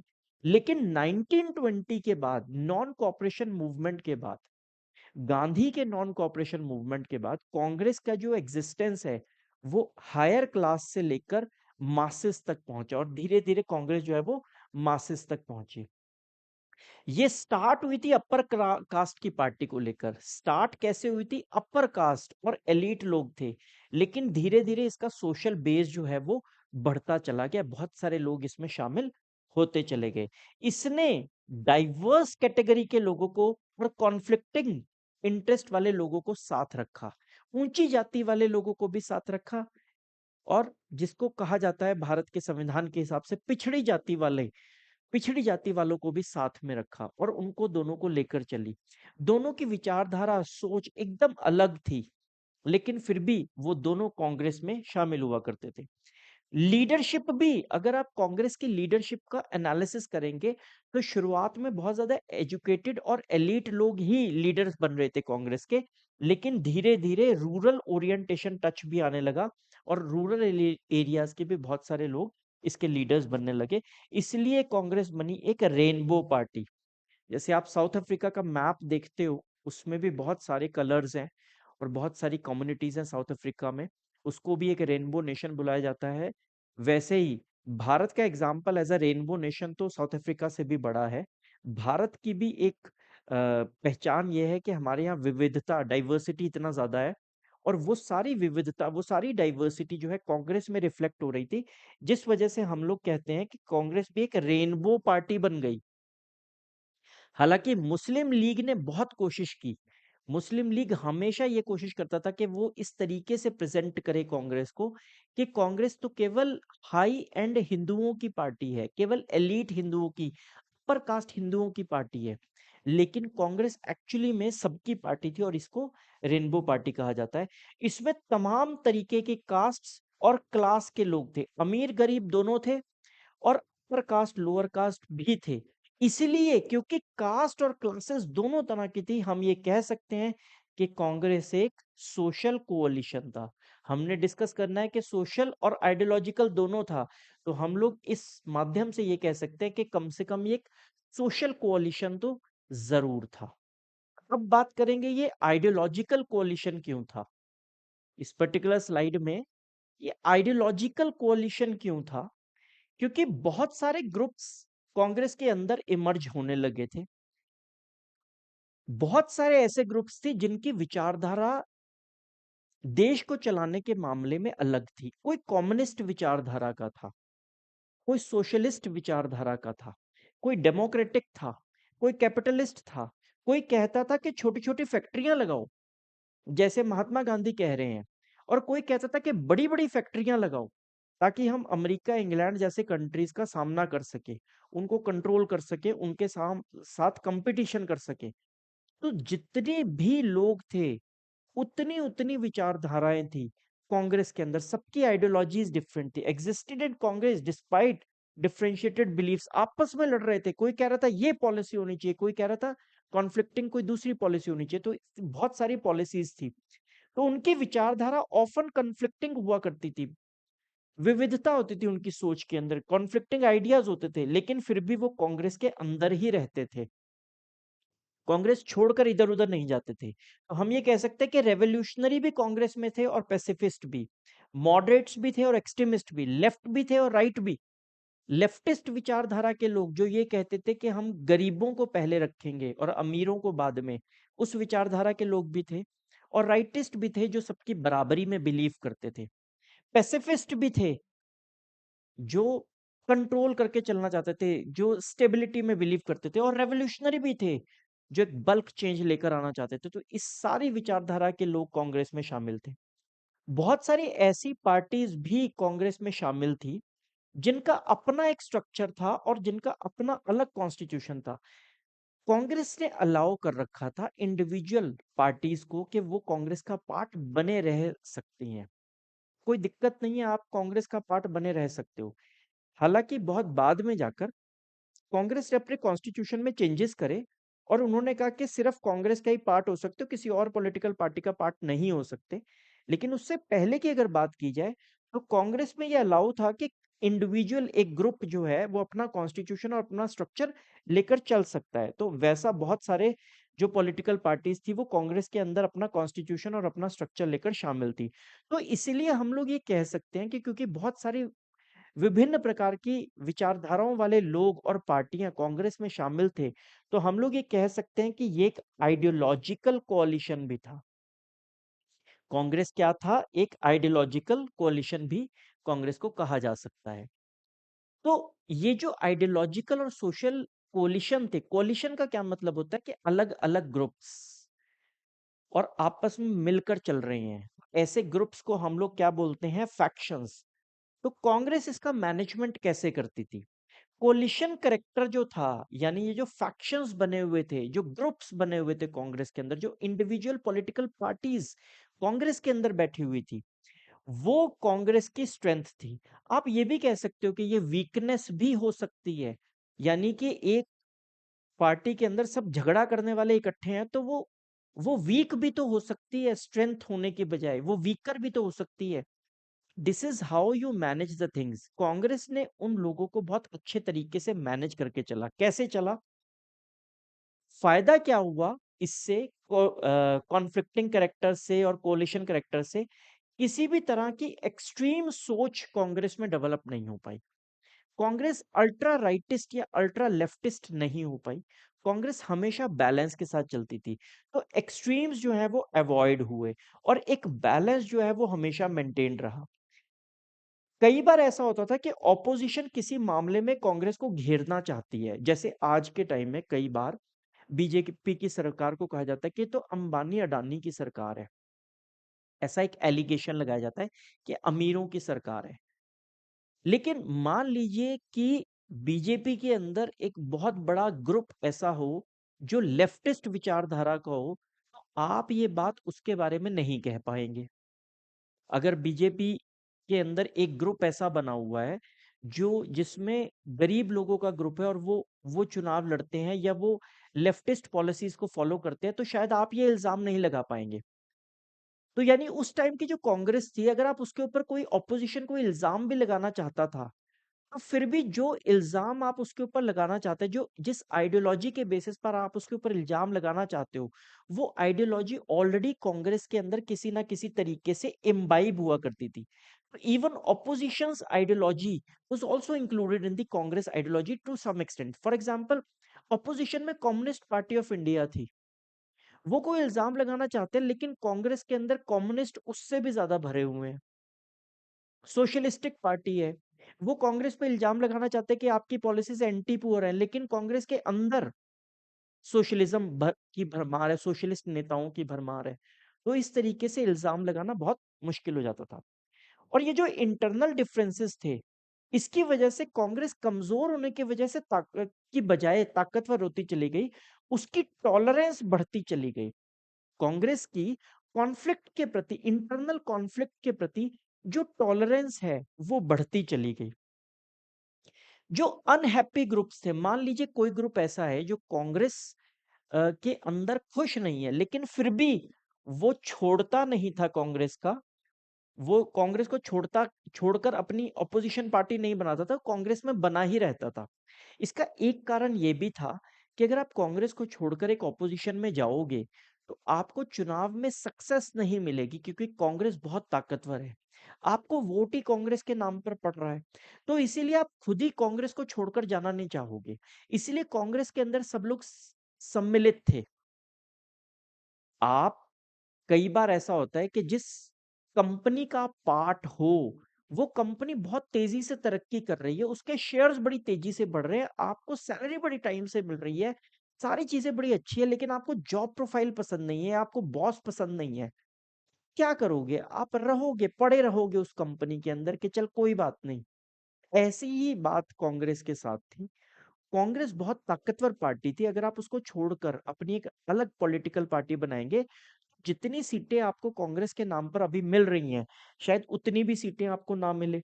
इसलिए अनहैप्पी ग्रुप्स जो हैं वो कंटिन्यू करते थे कांग्रेस के साथ, चाहे और अलग ऑपोजिशन नहीं बनते थे। इन ग्रुप्स को, जो कांग्रेस के अंदर ही लगे रहते थे और कंपटीशन करते थे, उनको हम लोग फैक्शंस बोलते हैं, we call them as factions. ये जो फैक्शंस होते हैं, अभी तक हमने बात करी कि फैक्शंस आइडियोलॉजिकल है, कोई सोशलिस्ट है, कोई कम्युनिस्ट है, लेकिन धीरे धीरे आइडियोलॉजी से हटकर ये फैक्शंस जो हैं ये पर्सनल होने शुरू हो गए। मैं बनूंगा बिहार का मुख्यमंत्री, कांग्रेस के अंदर ही दूसरा एक फैक्शन बना हुआ है, नहीं नहीं मैं बनूंगा बिहार का मुख्यमंत्री। स्टार्ट हुए थे आइडियोलॉजिकल, बट बनते चले गए पर्सनल, तो पर्सनल लेवल तक ये फैक्शंस पहुंच गए। पहले जो आइडियोलॉजिकल थे अब वो पर्सनल हो चुके थे, तो फैक्शनलिज्म हो गया कांग्रेस के अंदर। एक ही पोस्ट के लिए बहुत सारे लोग इकट्ठे होने लग गए, एक पोस्ट के लिए, एक सीट के लिए, एक पोजीशन के लिए, एक सीएम बनने के लिए, कोई कैबिनेट मंत्री बनने के लिए, एक ही पोस्ट के लिए बहुत सारे लोग इकट्ठे होने लगे, और कंपटीशन जो है वो अंदर ही अंदर बढ़ता चला गया, फैक्शनलिज्म जो है वो बढ़ती चली गई, और कंपटीशन विद इन इंक्रीज होता चला गया। इन फैक्शंस की वजह से कांग्रेस बन गई ग्रैंड सेंट्रिस्ट पार्टी। कांग्रेस क्या बन गई? एक बैलेंस्ड पार्टी, एक सेंट्रिस्ट पार्टी, एक ग्रैंड पार्टी, एक बहुत बड़ी पार्टी जिसके अंदर सभी लोग शामिल थे। Factions influence the decisions and policies from the margins. Margins का क्या मतलब होता है? मार्जिन्स का मतलब होता है हाशिया, मतलब कॉर्नर, साइड लाइंड। यानी कि आप कांग्रेस की पॉलिसीज को पूरे तरीके से इन्फ्लुएंस चाहे ना कर पाए एज अ फैक्शन, लेकिन किसी कॉर्नर में रहकर आप लगातार क्रिटिसिज्म करते चले जा रहे हो, जिससे कांग्रेस की ओवरऑल पॉलिसीज काफी ज्यादा इम्पैक्ट हो रही हैं। वो चीज पॉसिबल हो सकती है। तो फैक्शंस जो हैं वो पॉलिसीज को हाशिए से, कॉर्नर से, एक साइड से उन पॉलिसीज को इम्पैक्ट कर रहे थे जो कांग्रेस की पॉलिसीज थी। तो Congress acted as a ruling and opposition in itself. तो कांग्रेस की सरकार है, सरकार चल रही है, और मार्जिन्स पर बैठे हुए बहुत सारे छोटे भैये नेता जो हैं वो बार बार क्रिटिसाइज कर रहे हैं, कभी सीएम को तंग कर रहे हैं, कभी पीएम को तंग कर रहे हैं, हमारी ये बात मान लो, वो बात मान लो। इससे कांग्रेस क्या हुआ? कांग्रेस खुद ही रूलिंग में थी और खुद ही ऑपोजिशन। आज के टाइम में आपको ये चीज देखने को नहीं मिलेगी। आज के टाइम में अगर एक पार्टी की सरकार चल रही है तो चाहे कितना भी गलत फैसला ले ले, ज्यादातर 99% जो उसके जो लोग होते हैं, उसके जो पार्टी वर्कर्स होते हैं, उसके जो मंत्रीगण होते हैं, उसके जो एमएलए एमपीज होते हैं, वो लीडरशिप की फेवर ही करते हैं, वो उसके अगेंस्ट नहीं बोलते हैं। लेकिन उस टाइम पर ऐसा नहीं था। उस टाइम पर criticism with in the party भी बहुत खुलकर आया करता था। इससे हमेशा कांग्रेस जो है एक लाइन में आगे बढ़ती चली गई, और कांग्रेस का जो रूल है वो ऐसा दिखा कि रूलर भी वही है और ऑपोजिशन भी वही है। तो इसी को कहते हैं द कांग्रेस सिस्टम, जहां पर रूलिंग ऑपोजिशन भी हो सकती है या ऑपोजिशन रूलिंग भी हो सकती है, कुछ भी हो सकता है। ऐसे सिस्टम को हम लोग कांग्रेस सिस्टम कहते हैं। ये सिस्टम बड़ा यूनिक था, दुनिया में और कहीं देखने को नहीं मिला, भारत में भी उसके बाद देखने को नहीं मिला। आज के टाइम में ऐसा सिस्टम होना लगभग इम्पॉसिबल है, हम लोग सोच भी नहीं सकते, इसीलिए ये सिस्टम भारत के कांग्रेस सिस्टम के नाम से जाना जाता है। यहां पर एक एग्जाम्पल है, हमने अभी कांग्रेस सिस्टम की बात की, यहां पर भी एक सिस्टम बना। ये एग्जाम्पल है पीआरआई का, पीआरआई, और ये एग्जाम्पल है मैक्सिको का। मैक्सिको, मैक्सिको नॉर्थ अमेरिका में पड़ता है और यूएसए के साउथ में है। यूएसए के साउथ में पड़ता है एक देश मैक्सिको, जहां 1929 के अंदर, जैसे अपनी 1885 के अंदर कांग्रेस बनी, वहां पर पीआरआई के नाम से, जिसका नाम था national revolutionary party, national revolutionary party, और इसका शॉर्ट फॉर्म पीआरआई, क्योंकि स्पेनिश में इसको ऐसे लिखा जाएगा, वो एक पार्टी बनी। लगातार वो कई दशकों तक चुनाव जीतती रही। जब ये लोग आजाद हो गए तो उसके बाद लगभग 6 डेकेड्स तक इसी पार्टी की सरकार रही। तो आप कहेंगे ऐसा तो हमारे देश में कांग्रेस के साथ भी हुआ, चुनाव लड़ती थी और जीत जाती थी, लेकिन ये बिल्कुल अलग है। इन्होंने चुनाव जीतने के लिए हर हथकंडा अपनाया, वोटों को खरीदना पड़े, चुनावों को रिग करना पड़े, कुछ भी करो, लेकिन अपनी सत्ता बरकरार रहनी चाहिए। साल 2000 में जाकर फाइनली ऐसा हुआ कि जो प्रेसिडेंशियल इलेक्शंस है वो पार्टी हार गई साल 2000 में। लेकिन अब भी मेक्सिको के अंदर जो डेमोक्रेसी है वो पूरे तरीके से एस्टैब्लिश्ड नहीं है। जीत रही थी एक पार्टी, जीत भी इलेक्शन के तरीके से रही थी, लेकिन फिर भी वो डेमोक्रेटिक तरीके से इलेक्शंस कंडक्ट नहीं करवा पा रही थी। ऐसे सिस्टम को कई जानकारों ने एक नाम दिया, कौन सा? The perfect dictatorship. जहां पर डिक्टेटरशिप इस तरीके से काम कर रही है कि ऑपोजिशन में कोई है ही नहीं, कोई बताने वाला भी नहीं है, कोई पूछने वाला भी नहीं है कि तुम कैसे काम कर रहे हो, तुम डिक्टेटर हो या नहीं हो। ऐसा कुछ भी नहीं था। तो ये पीआरआई का एग्जाम्पल था। हमारी कांग्रेस जो है इससे काफी अलग थी, हमारा जो सिस्टम है वो इससे काफी अलग था। ये बात सच है कि कांग्रेस का पहले 3 इलेक्शंस में, यानी पहला 1.5 दशक जो है, कांग्रेस का इन्फ्लुएंस बहुत ज्यादा रहा, लेकिन इसका ये मतलब बिल्कुल नहीं है कि ऑपोजिशन पार्टीज नहीं थी। अगर ऑपोजिशन पार्टीज ना होती तो ऐसे चुनावों को हम लोग डेमोक्रेटिक तो कभी कह ही नहीं सकते थे। लेकिन हमारे यहाँ के जो चुनाव हैं राइट फ्रॉम 1952, वो पूरे तरीके से क्या थे, वो डेमोक्रेटिक रहे हैं पूरे के पूरे चुनाव। और हमारे यहाँ पर over the period of time opposition parties emerge होती चली गई, बनती चली गई। तो 1952 के अंदर भी बहुत large number of opposition parties जो कांग्रेस के खिलाफ चुनाव लड़ रही थी वो एग्जिस्ट कर रही थी। और ऐसी पॉलिटिकल पार्टीज का ज्यादातर रोल जो है 1960s और 1970s में देखने को मिला। 1950s के अंदर ये पार्टीज काम तो कर रही थी, अपोज तो कर रही थी कांग्रेस का, सेंटर में भी और स्टेट्स में भी, लेकिन उनका कोई वजूद नहीं था। लेकिन 60s और 70s में ऐसी पार्टियों का वजूद बनना शुरू हुआ और ऐसी पार्टियों ने कांग्रेस को टक्कर देनी शुरू की।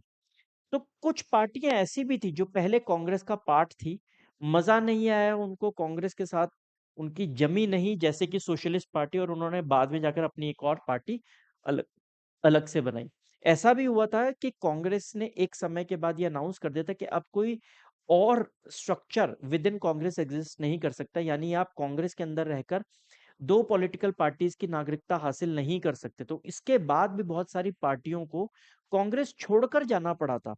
यही पार्टियां जो हैं आज के टाइम में भी किसी ना किसी फॉर्म में एग्जिस्ट करती हैं और कांग्रेस को अलग अलग लेवल पर टक्कर देती रहती हैं।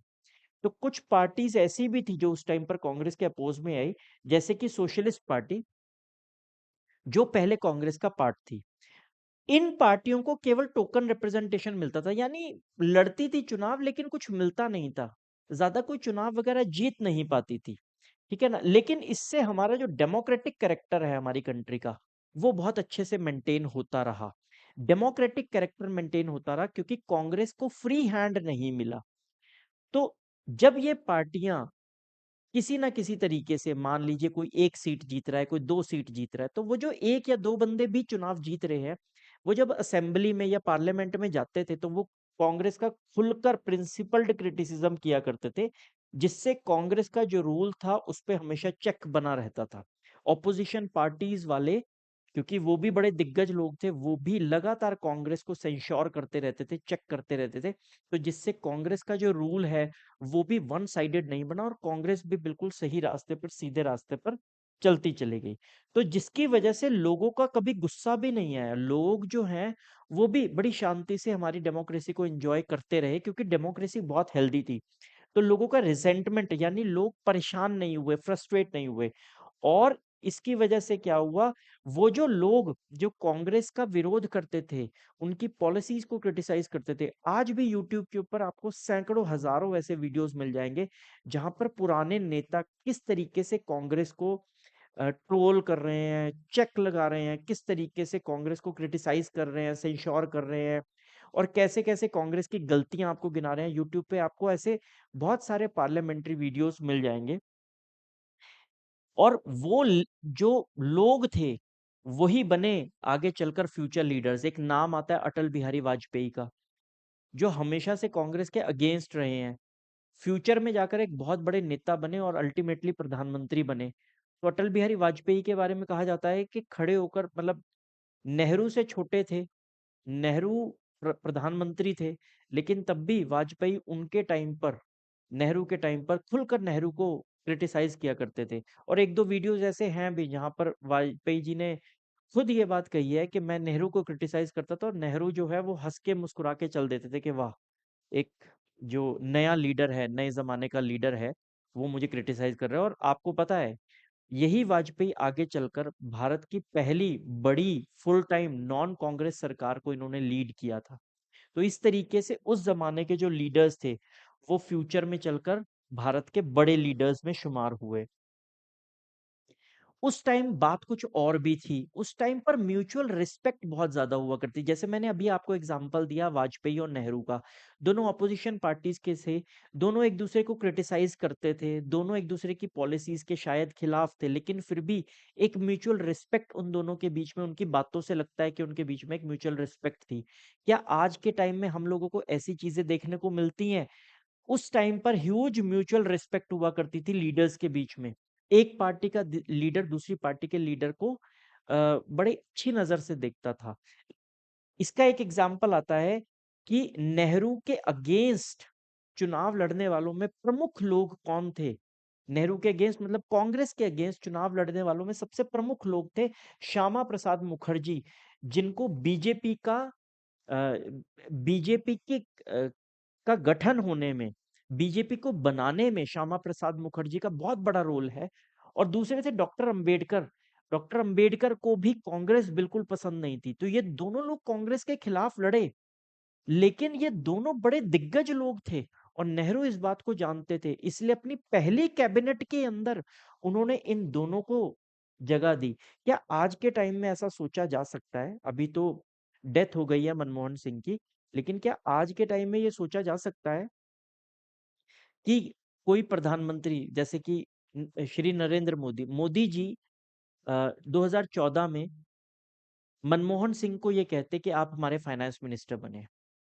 क्या ऐसा पॉसिबल हो सकता है? क्या ऐसा सोचा जा सकता है कि हम किसी ऑपोजिशन के किसी दिग्गज एमपी को ये कहें कि मेरी सरकार के अंदर आप ये पोर्टफोलियो संभालें? लेकिन उस जमाने में म्यूचुअल रिस्पेक्ट लीडर्स की आपस में इतनी ज्यादा हुआ करती थी कि श्यामा प्रसाद मुखर्जी और डॉक्टर अंबेडकर, चाहे ये कांग्रेस के खिलाफ लड़े थे, लेकिन फिर भी इन्हें कैबिनेट में सीट दी गई। नेहरू ने जेपी नारायण को, जयप्रकाश नारायण को, जो सोशलिस्ट के बहुत बड़े नेता थे, जयप्रकाश नारायण का नाम आप आने वाले चैप्टर में सुनेंगे। बाद में यही जेपी थे जिन्होंने इंदिरा गांधी की कुर्सी हिला दी थी। तो इंदिरा गांधी के पिताजी नेहरू, मिस्टर नेहरू ने इनवाइट किया था जेपी को, जेपी साहब को, कि आप आइए और मेरी सरकार का हिस्सा बनिए। आप बड़े दिग्गज नेता हैं, आप सोशलिस्टिक हैं, मुझे भी सोशलिज्म पसंद है। नेहरू भी एक सोशलिस्ट विचारधारा के थे और सोशलिज्म में भारत के सबसे बड़े नेताओं में शुमार जेपी नारायण को उन्होंने इनविटेशन दिया कि आप आइए हमारे साथ सरकार बनाइए। ये बॉन हॉमी, जिसको हम लोग ये अपनापन, ये अपनापन जो इन लीडर्स के अंदर था, ये मोहब्बत, प्यार जो उन लीडर्स में था, ये म्यूचुअल रिस्पेक्ट जो उन लीडर्स में थी, ये धीरे-धीरे खत्म होती चली गई। इसलिए हम कहते हैं कि पहला फेज़ बहुत यूनिक था। जो पहला फेज़ था इंडिया की डेमोक्रेसी का, बहुत यूनिक था। ये प्रॉब्लम दूसरी पार्टियों के साथ नहीं है। कांग्रेस की भी एबिलिटी अकोमोडेट करने की, जो ग्रैंड सेंट्रिस्ट पार्टी थी शुरुआत में, कांग्रेस की भी जो एबिलिटी थी, वो धीरे-धीरे कम होती चली गई, ठीक है? डिक्लाइन होती चली गई और बाकी पार्टियां जो हैं उनका सिग्निफिकेंस बढ़ता चला गया over the period of time.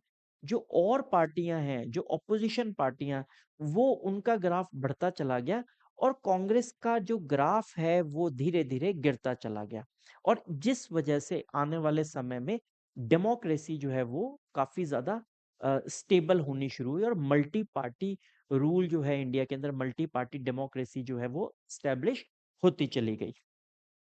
तो अगला टॉपिक जो है हमारा वो है सोशलिस्ट पार्टी। टॉपिक आपने पिछले वाला देखा था, इमर्जेंस ऑफ ऑपोजिशन पार्टीज।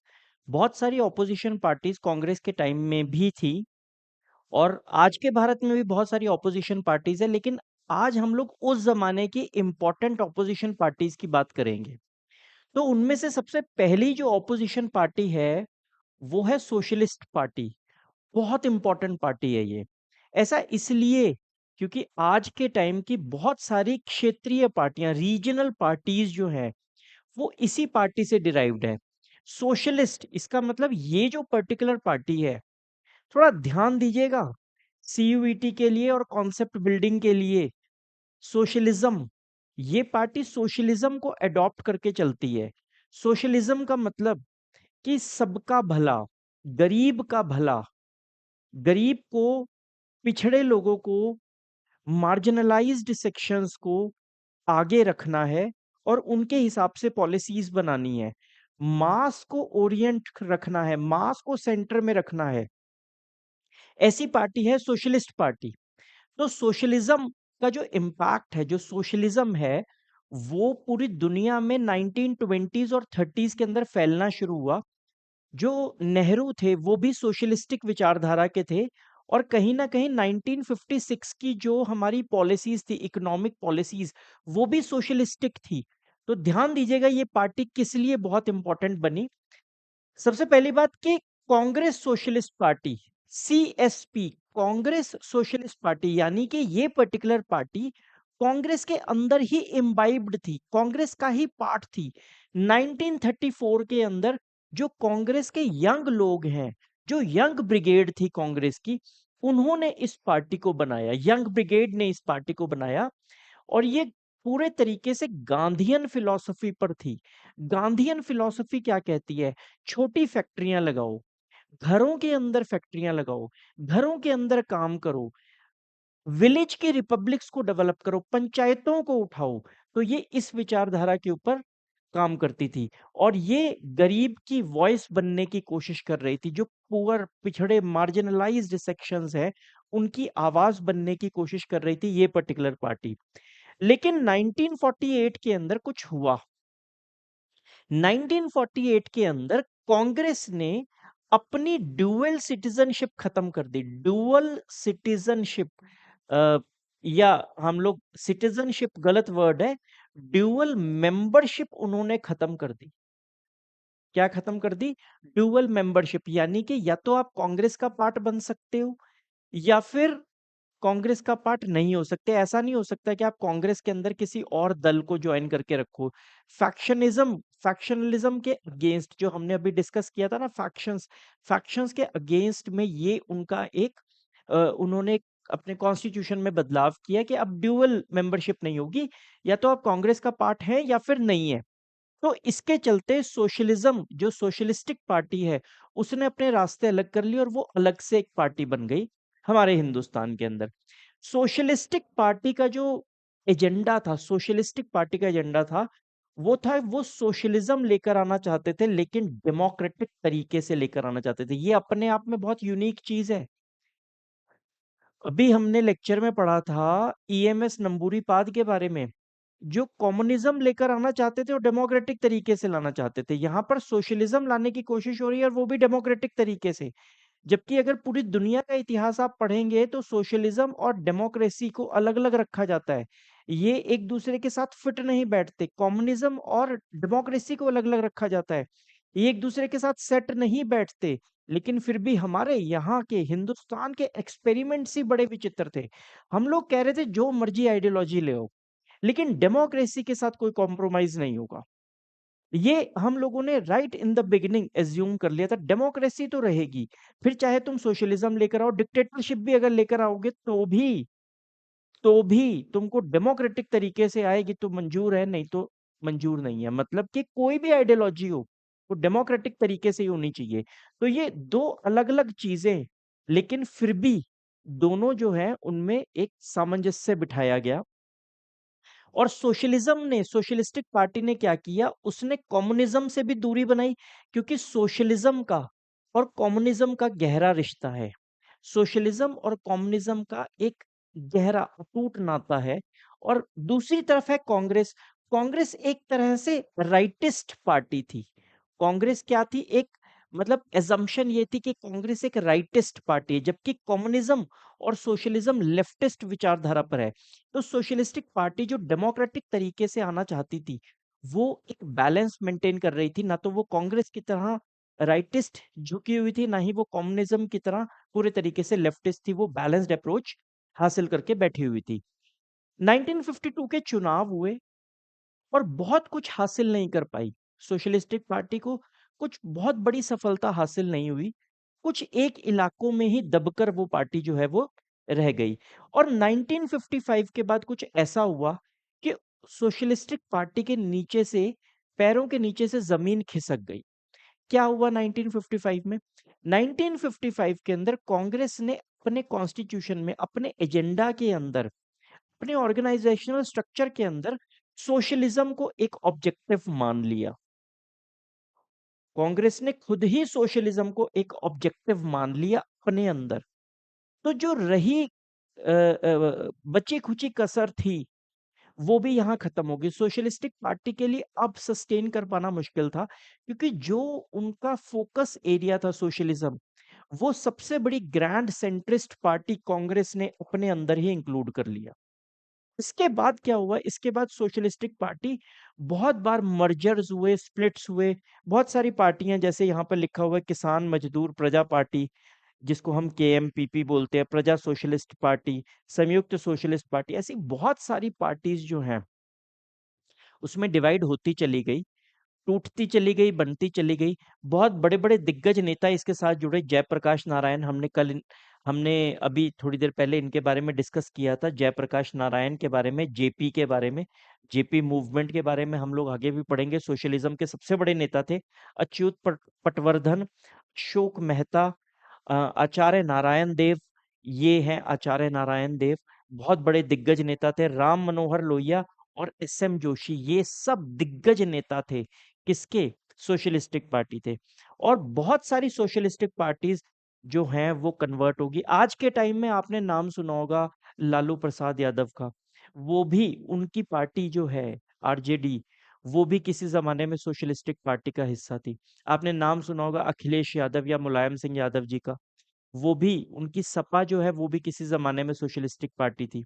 आपने जनता दल का भी नाम सुना होगा, नीतीश कुमार, वो भी किसी ज़माने में सोशलिस्ट पार्टी से बिलॉन्ग करते थे। और साउथ के अंदर भी एचडी देवगौड़ा की पार्टी जो है वो भी किसी ज़माने में सोशलिस्टिक पार्टी हुआ करती थी। तो इसका मतलब ये है कि सोशलिस्टिक पार्टी एक बहुत बड़ी पार्टी थी उस ज़माने में, बहुत अच्छा इनका रुतबा था। लेकिन over the period of time ये मर्ज होती चली गई, स्प्लिट होती चली गई और बहुत ज़्यादा डिवाइड हो गई। अगली पार्टी आती है communist party of India. Communist party, communism की शुरुआत दुनिया में वैसे तो बहुत पहले हो गई थी, लेकिन इसको सबसे बड़ी ताकत तब मिली जब 1920s में 1920s में रशिया में बोल्शेविक रेवोल्यूशन हुआ। ये बोल्शेविक रेवोल्यूशन किया था लेनिन ने, जिसकी वजह से क्या हुआ, रशिया में मोनार्की खत्म हुई और पहली बार एक कम्युनिस्ट सरकार जो है वो सत्ता पर काबिज हुई, मोनार्की का खात्मा हुआ और एक कम्युनिस्ट सरकार जो है वो सत्ता में आई यूएसएसआर में उस जमाने में 1920s के अंदर। उससे इंस्पिरेशन मिला पूरी दुनिया में बहुत सारे देशों को। इंडिया भी उससे अछूता नहीं था। भारत में भी पढ़े लिखे बहुत सारे लोग जो हैं उस लेनिन के, उस बोल्शेविक रेवोल्यूशन के इन्फ्लुएंस में आए और उन्होंने जो पार्टी बनाई उसका नाम था communist party of India. Bolshevik revolution, ये पार्टी 1935 के बाद कांग्रेस के साथ मिल गई और कांग्रेस के साथ इन्होंने काम करना शुरू किया। 1935 के बाद इन्होंने ये काम शुरू किया। 1937 के इलेक्शंस हुए थे, उसके अंदर ये साथ में ही थे। लेकिन सबसे बड़ी चीज हुई कब? 1941 में। 1941 में सेकेंड वर्ल्ड वॉर चल रही थी। सेकेंड वर्ल्ड वॉर में एक तरफ थी ब्रिटिश और दूसरी तरफ थी जर्मनी, हिटलर की जर्मनी। हिटलर की जो जर्मनी है उसने क्या किया, उसने यूएसएसआर पर अटैक किया 1940s 41 के अंदर। और ये लोग, ये जो कम्युनिस्ट लोग थे, ये लोग यूएसएसआर को ही भगवान मानते थे, उसकी आइडियोलॉजी पर चलते थे। तो ये पूरे तरीके से ब्रिटेन के साथ हो गए और इन्होंने पुरजोर विरोध किया जर्मनी का और हिटलर का। और ये जर्मनी हिटलर के अगेंस्ट इतना ज्यादा हुए कि पूरे तरीके से ब्रिटेन के साथ हो गए। कांग्रेस जो है वो पूरे तरीके से ब्रिटेन का साथ नहीं दे रही थी। तो यहां पर ब्रिटेन को साथ देने के मामले पर कम्युनिस्ट पार्टी ऑफ इंडिया और कांग्रेस, इन दोनों के अंदर डिवीजन हो गया, स्प्लिट हो गया। और कम्युनिस्ट पार्टी ने अपना एजेंडा खुद का चलाना शुरू किया और उन्होंने ब्रिटेन को सपोर्ट करना शुरू किया। भारत की जब आजादी मिली, भारत को जब आजादी मिली, उस टाइम तक कम्युनिस्ट पार्टी ऑफ इंडिया बहुत ज्यादा ताकतवर हो चुकी थी। इसका जो इन्फ्लुएंस था भारत के कई स्टेट्स के अंदर फैला हुआ था। इनका इन्फ्लुएंस साउथ के अंदर, वेस्ट बंगाल के अंदर, केरला के अंदर, ऐसी ऐसी जगह पर इनका इन्फ्लुएंस बहुत ज्यादा फैला हुआ था। और इसीलिए वैसे तो फर्स्ट इलेक्शंस के अंदर कांग्रेस सबसे बड़ी पार्टी बनी, लेकिन दूसरी सबसे बड़ी पार्टी कौन थी? दूसरी सबसे बड़ी पार्टी बनी कम्युनिस्ट पार्टी ऑफ इंडिया। तो ये लोग 1952 के अंदर ये लोग एक बहुत बड़ी पार्टी बने। लेकिन उससे पहले क्या है, यहां पर थोड़ा सा हमारा मिस हो गया। इंडिपेंडेंस के टाइम पे ये बहुत ताकतवर थे, लेकिन हुआ क्या, ये मानते थे, इनका ये मानना था, यहां पर जो लिखा हुआ है, इनका ये मानना था कि जो आजादी हमारे को ब्रिटेन ने दी है, ये सही आजादी नहीं है, ये आजादी ही ठीक नहीं है, इस तरीके से आजादी नहीं होनी चाहिए। इनका मानना था कि कम्युनिस्ट विचारधारा जो है उस तरीके से जो पावर ट्रांसफर होएगी, वही पावर जो है वो एक्चुअल पावर है, और ये जो ट्रांसफर ऑफ पावर हुआ है ये गलत हुआ है। तो ये क्या चाहते थे, जो कम्युनिज्म की सोच रहती है अक्सर वॉयलेंस के तरीके थे, ताकत के तरीके से लड़कर, धमकाकर, लड़ाई करके, हथियार चलाकर किसी तरीके से एक सोशल ऑर्डर को मेंटेन करना। मतलब सोशल ऑर्डर कभी, जैसे कि आप इसको इस विचारधारा से देखिए कि महाभारत का युद्ध हुआ, उसके बाद ही जो शांति हुई, या रामायण में एक भीषण युद्ध हुआ, राम रावण का युद्ध हुआ, और जब एक एक पोजीशन, एक एक हार जाता है, उसके बाद ही तो पीस स्टैब्लिश होती है। तो इनका भी यही कहना है कि ये जो स्टेट बना रखी है, जो गवर्नमेंट्स बना रखी हैं, जो गलत तरीके से गवर्नमेंट्स हमें कंट्रोल कर रही हैं, जब तक इनका खात्मा नहीं होगा तब तक एक सही एडमिनिस्ट्रेशन कैसे आएगी। तो ये वॉयलेंस के तरीके से एक असली आजादी को पाना चाहते थे, वॉयलेंस के तरीके से, जो कि एक कम्युनिस्ट सोच होती है, माओवादियों की भी यही सोच होती है। माओइस्ट सोच विचारधारा को ये लोग प्रमोट करते थे, और इन्होंने इसके लिए वॉयलेंट अपराइजिंग को प्रमोट भी किया। तेलंगाना के अंदर इन्होंने क्या किया, लोगों को भड़काया भी। लेकिन एक तो लोग भी इनके साथ नहीं है, लोग कह रहे थे कि नहीं सरकार बढ़िया है हमारी, कोई दिक्कत नहीं है, नेहरू वगैरह जो हैं, जो चल रहे हैं वो ठीक है। और दूसरा, आर्मी का भी ये सामना नहीं कर सके, they were even crushed by the armed forces. Armed forces ने भी इन्हें क्रश कर दिया, तो इसीलिए ये कुछ ज्यादा नहीं कर पाए। लेकिन फिर भी इन्होंने हार नहीं मानी, और फिर वही बात, कम्युनिज्म को डेमोक्रेटिक तरीके से हासिल करने की कोशिश करेंगे, लड़कर तो हासिल नहीं कर पाए।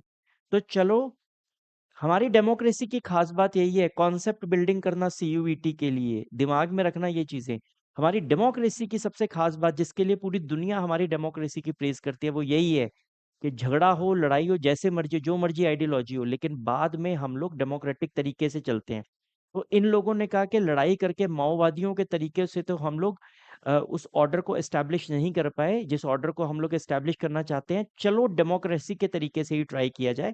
1952 के इलेक्शंस में इन्होंने पार्टिसिपेट किया और सिंगल लार्जेस्ट पार्टी बनकर ये उभरे।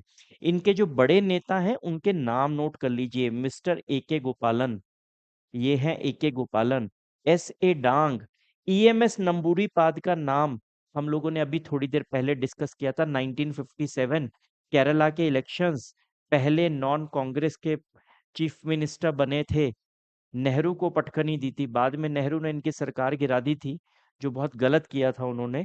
पीसी जोशी, अजय घोष, पी सुंदरैया, ये सब लोग जो हैं ये सीपीआई को बिलोंग करते थे। लेकिन इसके बाद भी कुछ हुआ। 1964 के अंदर चाइना और यूएसएसआर के अंदर स्प्लिट हो गया, आइडियोलॉजिकल स्प्लिट हो गया चाइना और यूएसएसआर के अंदर। दोनों कम्युनिस्ट कंट्रीज, लेकिन दोनों अलग अलग रास्ते पर चल पड़ी। तो कम्युनिस्ट पार्टी ऑफ इंडिया जो पहले यूएसएसआर को फेवर कर रही थी, वो भी दो पार्ट में डिवाइड हो गई। एक विचारधारा जो चाइना के साथ रही, और दूसरी विचारधारा जो यूएसएसआर के साथ रही। तो द प्रो सोवियत जो थे, फैक्शन जो था, उसको सीपीआई ही कहा जाता है, जबकि जो ओपोनेंट्स बने उनको सीपीआई एम कहा जाता था। तो हम कह सकते हैं सीपीआई एम जो है ये चाइना के फेवर में था, और सिर्फ सीपीआई जो है ये यूएसएसआर के फेवर में रह गया था। ये 1964 के बाद की कहानी है। अगली जो कहानी आती है वो है भारतीय जनसंघ, भारतीय जनता पार्टी। ये वो पार्टी है जो किसी जमाने में, जिसने बड़ी लंबी लड़ाई लड़ी, बहुत छोटी पॉलिटिकल पार्टी थी, हंसते थे सारे इनके ऊपर, लेकिन आज ये दुनिया की सबसे बड़ी पॉलिटिकल पार्टी बन चुकी है। जिस टाइम पर मैं ये लेक्चर शूट कर रहा हूँ, ये पार्टी इस दुनिया की सबसे बड़ी पॉलिटिकल पार्टी है। इसका जो बेस है, जो सोशल बेस है, आइडियोलॉजिकल बेस है, वो पूरे हिंदुस्तान में फैला हुआ है। जैसा किसी जमाने में कांग्रेस का था, उससे भी कई गुना बढ़ चढ़कर भारतीय जनता पार्टी आज के टाइम में हो चुकी है। एक व्यक्ति जिनका नाम था श्यामा प्रसाद मुखर्जी, थोड़ी देर पहले हमने इनका नाम जो है नेहरू की फर्स्ट कैबिनेट में भी पढ़ा था। श्यामा प्रसाद मुखर्जी 1901 में पैदा हुए, भारत उस टाइम गुलाम था। 1901 में श्यामा प्रसाद मुखर्जी का जन्म हुआ। बचपन से ही देश की आजादी के अंदर उन्होंने पार्टिसिपेट करना शुरू किया। श्यामा प्रसाद मुखर्जी ने पार्टिसिपेट करना शुरू किया। बाद में चलकर, आगे चलकर उन्होंने आरएसएस और हिंदू महासभा को भी ज्वाइन करा, और देश की आजादी के अंदर उन्होंने अग्रणी भूमिका जो है वो निभाई। उन्होंने 1951 में, आजादी के बाद, उन्होंने 1951 के अंदर भारतीय जनसंघ की स्थापना की। किसकी स्थापना की? भारतीय जनसंघ की स्थापना की। ये एक पॉलिटिकल विंग था, जो आज भी है। ये पॉलिटिकल विंग था किसका? आरएसएस का, राष्ट्रीय स्वयंसेवक संघ का। ये पॉलिटिकल विंग था। उन्होंने किन मुद्दों पर चुनाव लड़ा? वो कहते थे अखंड भारत होना चाहिए, इसीलिए ये जो विचारधारा थी भारतीय जनसंघ की, वो भारत के पार्टीशन के खिलाफ थी। वो कहते थे पाकिस्तान, बांग्लादेश उस टाइम का, ईस्ट पाकिस्तान और इंडिया, तीनों मिलाकर एक हिंदुस्तान होना चाहिए, अखंड भारत होना चाहिए। वो हिंदी को प्रेफरेंस देते थे, वो नहीं चाहते थे कि इंग्लिश को इम्पोज किया जाए। वो यूनिफॉर्म सिविल कोड के फेवर में थे, यानी सब धर्मों को समान ट्रीटमेंट, यानी कि किसी भी जाति, संप्रदाय, धर्म, माइनॉरिटी, मेजॉरिटी, किसी को भी किसी तरह का कंसेशन नहीं मिलना चाहिए। किसी प्रकार का कोई रिजर्वेशन या किसी प्रकार का कोई अलग से ट्रीटमेंट किसी भी कम्युनिटी को नहीं मिलना चाहिए, सब लोगों की बराबरी होनी चाहिए अखंड भारत के अंदर। ये उनकी विचारधारा थी, ये उनकी सोच थी। जब चाइना ने न्यूक्लियर टेस्ट किया तो वो इस फेवर में थे कि भारत भी न्यूक्लियर टेस्ट करे और भारत भी एक न्यूक्लियर एनर्जी स्टेट बने। वो भारत को ताकतवर बनाना चाहते थे। ये श्यामा प्रसाद मुखर्जी का विजन था और उनके साथ साथ यही विजन भारतीय जनसंघ का था। लेकिन बहुत बड़ा कोई सोशल बेस वो लोग डेवलप नहीं कर पाए। 1952 और 57 के चुनाव में भारतीय जनसंघ कोई इम्पैक्ट नहीं डाल सकी। लेकिन उसके बाद क्या हुआ, 1975 के अंदर कांग्रेस ने इमरजेंसी लगाई थी। इंदिरा गांधी ने इमरजेंसी लगाई। वो इमरजेंसी खत्म हुई 1977 में। और जब 1977 में ये जो इमरजेंसी है ये खत्म हुई, तो आपने आज के वीडियो में एक पढ़ा है ना, FPTP system, first pass the post system, जिसके तहत जिसको वोट ज्यादा मिलती है उसको सीटें भी बहुत ज्यादा मिल जाती हैं। तो ऑपोजिशन पार्टीज को कहीं ना कहीं समझ में आया कि अगर हम लोगों को कांग्रेस को हराना है, एफपीटीपी सिस्टम को कंट्रोल करना हमारे लिए बहुत जरूरी है और हमारे को जो एंटी कांग्रेस वोट्स हैं उनको भुनाने की जरूरत है, उनको कंट्रोल करने की जरूरत है। इसलिए उन लोगों ने एक अलायंस बनाया। तो भारतीय जनसंघ के साथ बहुत सारी पॉलिटिकल पार्टीज इकट्ठी हुई और जिन्होंने क्या बनाया, जिन्होंने बनाई जनता पार्टी। उन्होंने क्या बनाया, उन्होंने बनाई जनता पार्टी। और देखिए आप, जनता पार्टी ने बड़े स्ट्रॉन्ग तरीके से 1977 में कांग्रेस को परास्त कर दिया और भारत ने पहली बार 1977 में भारत ने पहली बार नॉन कांग्रेस की सरकार को देखा। लगभग 25 साल के बाद, आजादी के 25 साल के बाद नॉन कांग्रेस सरकार जो है भारत में देखने को मिली। और उसमें सबसे अग्रणी कौन थे, भारतीय जनसंघ वाले थे। और उनकी लीडरशिप में जनता पार्टी ने अपना रूल एस्टेब्लिश किया और मोरारजी देसाई को बनाया भारत का प्रधानमंत्री। लेकिन मोरारजी देसाई जो है इस कोalition को ठीक डायरेक्शन शायद नहीं दे पाए, या जिस डायरेक्शन में वो लेकर जाना चाहते थे वो शायद नहीं लेकर जा पाए। और ये जो पार्टी है, ये जो सरकार है, जो जनता पार्टी की सरकार जो 1977 में बनी थी, जो एंटी कांग्रेस विचारधारा पे बनी थी, ये ज्यादा लंबी टिक नहीं पाई और 1980 तक आते आते ये जो सरकार है ये गिर गई। और जब ये सरकार गिरी तो गिरी क्यों होगी, क्योंकि जनता पार्टी में जो कोalition बना हुआ था वो आपस में टूट गया होगा, आपस में बनी नहीं होगी। तो इसका मतलब यह है कि जो भारतीय जनसंघ था ये उन पार्टियों से अलग हो गया और ये खुद भी टूट गया। भारतीय जनसंघ जो है वो ब्रोक हो गया, पार्टीज ब्रेक हो गई, भारतीय जनसंघ ब्रेक हो गया। उसके बाद इन लोगों ने, बहुत सारे और लोगों ने मिलकर भारतीय जनसंघ की जो रेमिनेंट थी, उन्होंने कुछ और लोगों को, कुछ और पॉलिटिकल लोगों को अपने साथ मिलाया और उन्होंने एक पार्टी बनाई जिसका नाम उन्होंने रखा बीजेपी, भारतीय जनता पार्टी। तो पॉलिटिकल विंग भारतीय जनसंघ आरएसएस का, और भारतीय जनसंघ जो है बाद में कन्वर्ट हुआ भारतीय जनता पार्टी में। तो भारतीय जनता पार्टी भी आरएसएस से बहुत ज्यादा रिलेटेड थी। तो बीजेपी बनी हमारे देश में। बीजेपी ने 1984 का चुनाव लड़ा और केवल 2 सीटें उनको मिली, केवल 2। फिर से वो जमीन पर आकर बैठ गए, सत्ता के गलियारों में थे 1977 टू 80, कंट्रोल नहीं कर सके और 1984 तक आते आते फिर से केवल 2 सीट। लेकिन उसके बाद उनको एक अच्छी लीडरशिप मिली, उनको वाजपेयी जैसे लीडर्स मिले, आडवाणी जैसे लीडर्स मिले। और 1996 में इसी भारतीय जनता पार्टी ने सबसे ज्यादा सीटें हासिल करी। और 96 के बाद फिर 98 में भी सबसे बड़ी पार्टी बन के उभरे। और 98 से लेकर 2004 तक पहली बार इन्होंने पूरे 5 साल की जो सरकार है वो अपनी चलाई। 2004 से लेकर 2014 तक फिर कांग्रेस का राज रहा। लेकिन 2014 से लेकर तक जब मैं ये वीडियो बना रहा हूं, कॉन्टिन्यूअसली भारतीय जनता पार्टी का रूल है, सबसे बड़ी पार्टी है। और केंद्र में शासित है और ज्यादातर स्टेट्स के अंदर भी इन्हीं का कंट्रोल चल रहा है। यह है भारतीय जनसंघ और आज की भारतीय जनता पार्टी।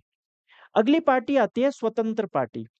इस पार्टी को अगर आप लेक्चर से बोर हो चुके हो तो इस पार्टी को आप स्किप भी कर सकते हो, क्योंकि आज के टाइम में ये पॉलिटिकल पार्टी एग्जिस्ट नहीं करती। उस टाइम पर इसका कुछ बेस था, लेकिन आज के टाइम में जो इसका बेस है वो खत्म हो चुका है। ये पार्टी जो है आज के टाइम में उतनी ज्यादा रेलेवेंट नहीं रही है, या हम कहें कि बिल्कुल भी रेलेवेंट नहीं रही है। लेकिन यकीन मानिए, ये पार्टी के बारे में अगर हम पढ़ें तो हमें ये समझ में आएगा कि अरे थोड़ा सा टाइम और टिक जाती अगर ये, तो इसका जो बेस है वो बहुत एम्पलीफाई होता, भारत की सबसे बड़ी राइटिस्ट पार्टी बनकर उभरती, और एलीट क्लास जो है भारत में, जो 1991 के रिफॉर्म्स के बाद जो एलीट क्लास पैदा हुई, जो जेनजी पैदा हुई, जो जनरेशन जेड और जनरेशन अल्फा पैदा हुई, वो इस पार्टी को बहुत ज्यादा सपोर्ट करती। बड़ी विचित्र पार्टी है। देखो, भारत के इतिहास में अभी तक हमने कम्युनिज्म पढ़ा, सोशलिज्म पढ़ा, सब पढ़ा। यहाँ एक अल्ट्रा राइटिस्ट पार्टी है।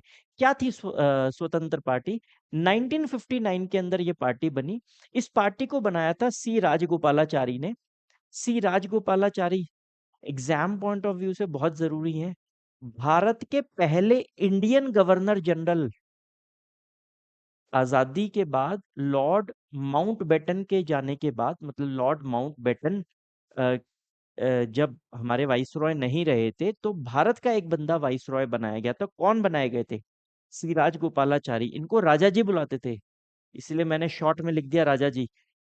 सी राजगोपालाचारी, के एम मुंशी, जो हमारी कॉन्स्टिट्यूएंट असेंबली में बहुत इंपॉर्टेंट भूमिका में थे, एनसी रंगा और मिन्नू मसानी, इन लोगों ने इस पार्टी को बनाया। हुआ क्या था, कांग्रेस ने 1959 के अंदर ये ऐलान किया कि वो लैंड में सीलिंग्स करेंगे, फूड ग्रेन के ट्रेड को टेक ओवर करेंगे और कोऑपरेटिव फार्मिंग करेंगे। मतलब सरकार का कहना था कि इससे ज्यादा जमीन आप नहीं रख सकते, हम कोऑपरेटिव फार्मिंग को प्रमोट करेंगे और हम लोग लैंड रिफॉर्म्स लेकर आएंगे। ये तो बड़ी अच्छी बातें हैं। हम लोग एग्रीकल्चर के अंदर, हम लोग इकोनॉमिक्स के अंदर, हम लोग पॉलिटिकल साइंस के अंदर पढ़ते हैं कि ये चीज होनी चाहिए। लेकिन ये नाराज हो गए। इनका कहना था ना, गलत विचारधारा है, हमें राइटिस्ट होकर चलना है अगर हमें देश को तरक्की करवानी है। क्या फोकस था इनका? ये कहते थे इंडिविजुअल फ्रीडम होनी चाहिए, सरकार को कम से कम इंटरफेयर करना चाहिए। सरकार को बिजनेसेस के अंदर, ट्रेड के अंदर, फार्मिंग के अंदर, एग्रीकल्चर के अंदर, लैंड अफेयर्स के अंदर, सब जगह सबसे कम इंटरफेयर करना चाहिए। सरकार को छोड़ देना चाहिए लोगों को। ये लोग रिफॉर्म्स के फेवर में थे, ये लोग लिबरलाइजेशन के फेवर में थे, ये लोग प्राइवेटाइजेशन और ग्लोबलाइजेशन के फेवर में थे। ये लोग चाहते थे कि इंडिविजुअल फ्रीडम मिले और सारे के सारे अपने मन मुताबिक बिजनेसेस करें और उनको ग्रो कर सके। उस टाइम की विचारधारा ये वाली यूनाइटेड स्टेट्स ऑफ अमेरिका की थी। इसीलिए तो क्या है, आज यूनाइटेड स्टेट्स ऑफ अमेरिका की कंपनीज इतनी बड़ी बड़ी हैं, हमारी कंपनियां बड़ी छोटी हैं। तो ये क्रिटिकल थे किस बात के? स्टेट इंटरवेंशन के। इनका कहना था कि स्टेट का इंटरवेंशन यानी सरकार का इंटरवेंशन नहीं होना चाहिए। इनका कहना था ये जो सेंट्रल प्लानिंग होती है हमारे देश में, जो प्लानिंग कमीशन हर चीज बताने की कोशिश करता है कि ये करना है, ये करना है, ये करना, ये चीज नहीं होनी चाहिए। इनका कहना था लैंड के ऊपर सीलिंग्स नहीं होनी चाहिए, जो व्यक्ति जितनी ज्यादा जमीन रखना चाहे रख सके। ये कहते थे कोऑपरेटिव फार्मिंग नहीं होनी चाहिए, इंडिविजुअल फार्मिंग होनी चाहिए, मिलकर खेती नहीं करनी है, अलग अलग खेती करो, अपने खेत पे ही फोकस करो, ताकि अपने रेवेन्यूज को मैक्सिमाइज करो, ताकि उसी से देश को तरक्की मिलेगी। और ये नेशनलाइजेशन के भी खिलाफ थे। कहते थे कि कोई भी इंडस्ट्री जो है उसको सरकार एक्वायर कर लेती है, सरकारों से चलती है क्या? देखो, यहाँ कुछ बात तो सच है, अगर किसी इंडस्ट्री का बेड़ा गर्क करना हो, उसका नेशनलाइजेशन कर दो। ये बात मैं बोल रहा हूं, कहनी नहीं चाहिए, लेकिन ये बात सच है। भारत में तो ऐसा ही हुआ है, जहां प्राइवेट सेक्टर में सेम कंपनियां जो है बड़ी तेजी से ऊपर बढ़ी हैं, वहीं सरकारी के अंदर कंपनियों की बहुत बुरी हालत होती है। हाँ, ऐसा हो सकता है कि एक दो एक्सेप्शंस रहे हों। मुझे कई बार एक्सेप्शन नजर आता है इसरो।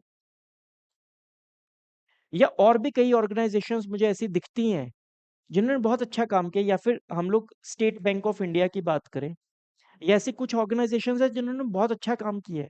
लेकिन मेजॉरिटी बल्क क्या कहता है? स्टेट इंटरवेंशन जो है उस सेक्टर को डिस्ट्रॉय कर देता है, डैमेज कर देता है। तो हमें इस चीज से बचना चाहिए, इसलिए इनका कहना था कि नेशनलाइजेशन अच्छा नहीं है। ये नहीं चाहते थे कि हम यूएसएसआर के फेवर में रहें, ये कहते थे हमें यूएस के साथ अलाइन होना चाहिए, क्योंकि यूएस जो है वो प्राइवेटाइजेशन, ग्लोबलाइजेशन, लिबरलाइजेशन को फेवर करता है। तो ये सारी विचारधारा इन लोगों की हुआ करती थी। तो ये यूएस के फेवर में थे, इंटरेस्ट्स को बढ़ाने के लिए प्राइवेटाइजेशन को फोकस करते थे, और इनके साथ बहुत सारे लोग आए भी। आप देखेंगे कि इनका बहुत सारे लोगों ने इनको सपोर्ट करा, बहुत सारे लैंडलॉर्ड्स, बहुत सारे प्रिंसेस जो हैं वो इनकी बात से बहुत ज्यादा एग्री थे। वो कह रहे थे कि हाँ ऐसा ही होना चाहिए, क्योंकि बिजनेस ओरिएंटेड थे वो लोग भी। तो इसलिए इनको बहुत अच्छा सपोर्ट मिला। लेकिन over the period of time इनका जो सोशल बेस था वो डिक्लाइन होता चला गया, इसलिए क्योंकि उस टाइम पर गरीबी ज्यादा थी, अमीरी कम थी, और इनको सपोर्ट करने वाले अमीर लोग जो हैं उनका नंबर बहुत कम था, तो इनका सोशल बेस बहुत कम था। आज के जमाने तक अगर ये टिकते, आज इनका सोशल बेस, इस विचारधारा के लोग इनको बहुत मिल जाते, अनगिनत मिल जाते। लेकिन उस टाइम पर इनका सोशल बेस ना होने की वजह से स्वतंत्र पार्टी जो है वो लॉन्ग सस्टेन नहीं कर पाई। अगला, अब देखिए, जो हमारी बुक में था 12th के सिलेबस में, वो हमने सारे टॉपिक्स कर लिए। ये एक टॉपिक है uneven dominance at the state level, जो सिलेबस में लिखा हुआ है सीयूईटी के। हालांकि इस पर्टिकुलर टॉपिक को हम लोग कर चुके हैं, लेकिन मैंने ये टॉपिक के ऊपर अलग से एक स्लाइड बनाई है, ताकि कोई भी सीयूईटी का पोर्शन हमारा बचा ना रह सके। क्या कहता है ये uneven dominance at the state level? ये टॉपिक अलग से कैसे दिया हुआ है? ये दिया हुआ है कांग्रेस के डोमिनेशन के साथ, कि जैसे पहले 3 इलेक्शंस के अंदर कांग्रेस सेंटर और स्टेट्स हर जगह थी, लेकिन फिर भी स्टेट के अंदर उसका डोमिनेशन थोड़ा सा कमजोर था, सेंटर पे उसका डोमिनेशन बहुत ज्यादा था। ये बात बिल्कुल सच है। स्टेट लेवल पर कांग्रेस शायद उतनी ताकतवर नहीं थी, क्योंकि रीजनल पार्टीज जो है वो बड़ी तेजी से ग्रो कर रही थी। रीजनल पार्टीज का अपना एक सोशल बेस था। रीजनल पार्टीज जो हैं वो रीजन के स्पेसिफिक मुद्दों के ऊपर ज्यादा फोकस थी।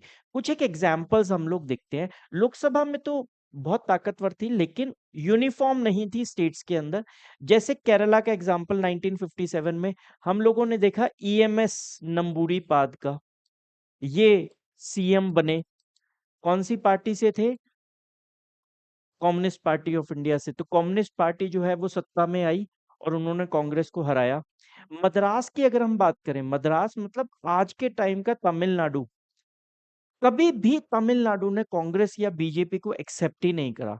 ये हमेशा अपनी डीएमके पार्टीज के साथ ही रहा, या डीएमके या अन्ना डीएमके, और सबसे मेन इसमें डीएमके है। आज भी डीएमके जो है वो राज कर रही है।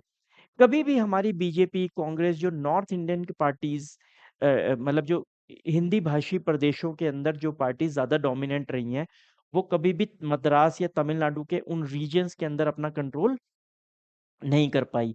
वेस्ट बंगाल की अगर बात देखें, तो वेस्ट बंगाल के अंदर भी आप कभी भी बहुत अच्छा परफॉर्मेंस कांग्रेस नहीं दे पाई है। हमेशा से वहां पर कम्युनिस्ट पार्टी का ही कंट्रोल रहा है, कम्युनिस्टों की सरकार रही है वेस्ट बंगाल के अंदर, लेफ्टिस्ट सरकार ने ही हमेशा राज किया है। तो लेफ्ट पार्टीज जो है, रीजनल पार्टीज, उनका बहुत ज्यादा इन्फ्लुएंस था। पंजाब के अगर हम देखें, पंजाब की बात, तो वहां पर भी कांग्रेस उतनी ज्यादा ताकतवर नहीं हुई, और अकाली दल जो है वो ज्यादा ताकतवर हुआ। अगर हम ये कह सकते हैं कि भाई कांग्रेस कहाँ थी, कांग्रेस हिंदी भाषी प्रदेशों में थी, लेकिन हिंदी बेल्ट के अंदर भी कास्ट पॉलिटिक्स धीरे धीरे इतनी ज्यादा बढ़ती चली गई। समाजवादी पार्टी आ गई, बहुजन समाज पार्टी आ गई, राष्ट्रीय जनता दल आ गई, जनता दल सेकुलर आ गई। ऐसी बहुत सारी पॉलिटिकल पार्टियां हमारी स्टेट लेवल पर हिंदी भाषी प्रदेशों में भी थी, जिसकी वजह से कांग्रेस उतना ज्यादा डोमिनेशन जो है वो स्टेट लेवल पर नहीं बना पाई। लेकिन सेंट्रल लेवल पर कांग्रेस बहुत स्ट्रांग थी। ये बात है 1950s और 60s की, जब हम लोग ये वाला लेक्चर का डिस्कशन कर रहे हैं। लेकिन आज हम लोग 2020s के अंदर हैं, 25 के अंदर हैं, या हम लोग बात करें तो 2014 के बाद से अब तक का जो भारत है, हम लोग अगर उसकी बात करें तो जैसा डोमिनेशन 60s 70s में उस टाइम पर 50s 60s में जिस जैसा डोमिनेशन कांग्रेस का उस टाइम पर रहा था, वैसे ही डोमिनेशन आज बीजेपी का है। और अगर ध्यान देंगे तो ये वाली जो है यहाँ पर इसको हटा दो और इसकी जगह बीजेपी लिख दो, तो कोई गलत नहीं होगा। वही जो चीज पहले थी वही आज भी है। बाकी सारी प्रेजेंटेशन भी उसी तरीके से चल सकती है, जैसी पहले कांग्रेस के बारे में थी वैसी आज बीजेपी के बारे में है। तो ये है। तो ये था हमारा सेकंड चैप्टर, बुक का सेकंड चैप्टर। और अगर हम सीयूईटी के सिलेबस की बात करें तो first chapter, era of one party dominance. उम्मीद करता हूँ कि कॉन्सेप्ट बिल्डिंग आपकी अच्छी हुई होगी, आपको ये चैप्टर समझ में आया होगा। मैंने इस तरीके से समझाने की कोशिश की कि आपका कॉन्सेप्ट अच्छी तरीके से बिल्ड हो जाए। अगर कॉन्सेप्ट बढ़िया हो जाएगा तो कोई भी ऑब्जेक्टिव टाइप क्वेश्चन आपके सामने आएगा, आप उसको इजीली क्रैक कर सकते हो। तो अगर आप फिर भी कोई सवाल पूछना चाहें तो कमेंट बॉक्स में आप ज़रूर पूछ सकते हैं, मैं उसका जवाब ज़रूर दूंगा। अगले वीडियो में हम नेक्स्ट चैप्टर को लेकर आपके सामने फिर से हाजिर होंगे। तब तक के लिए जय हिंद।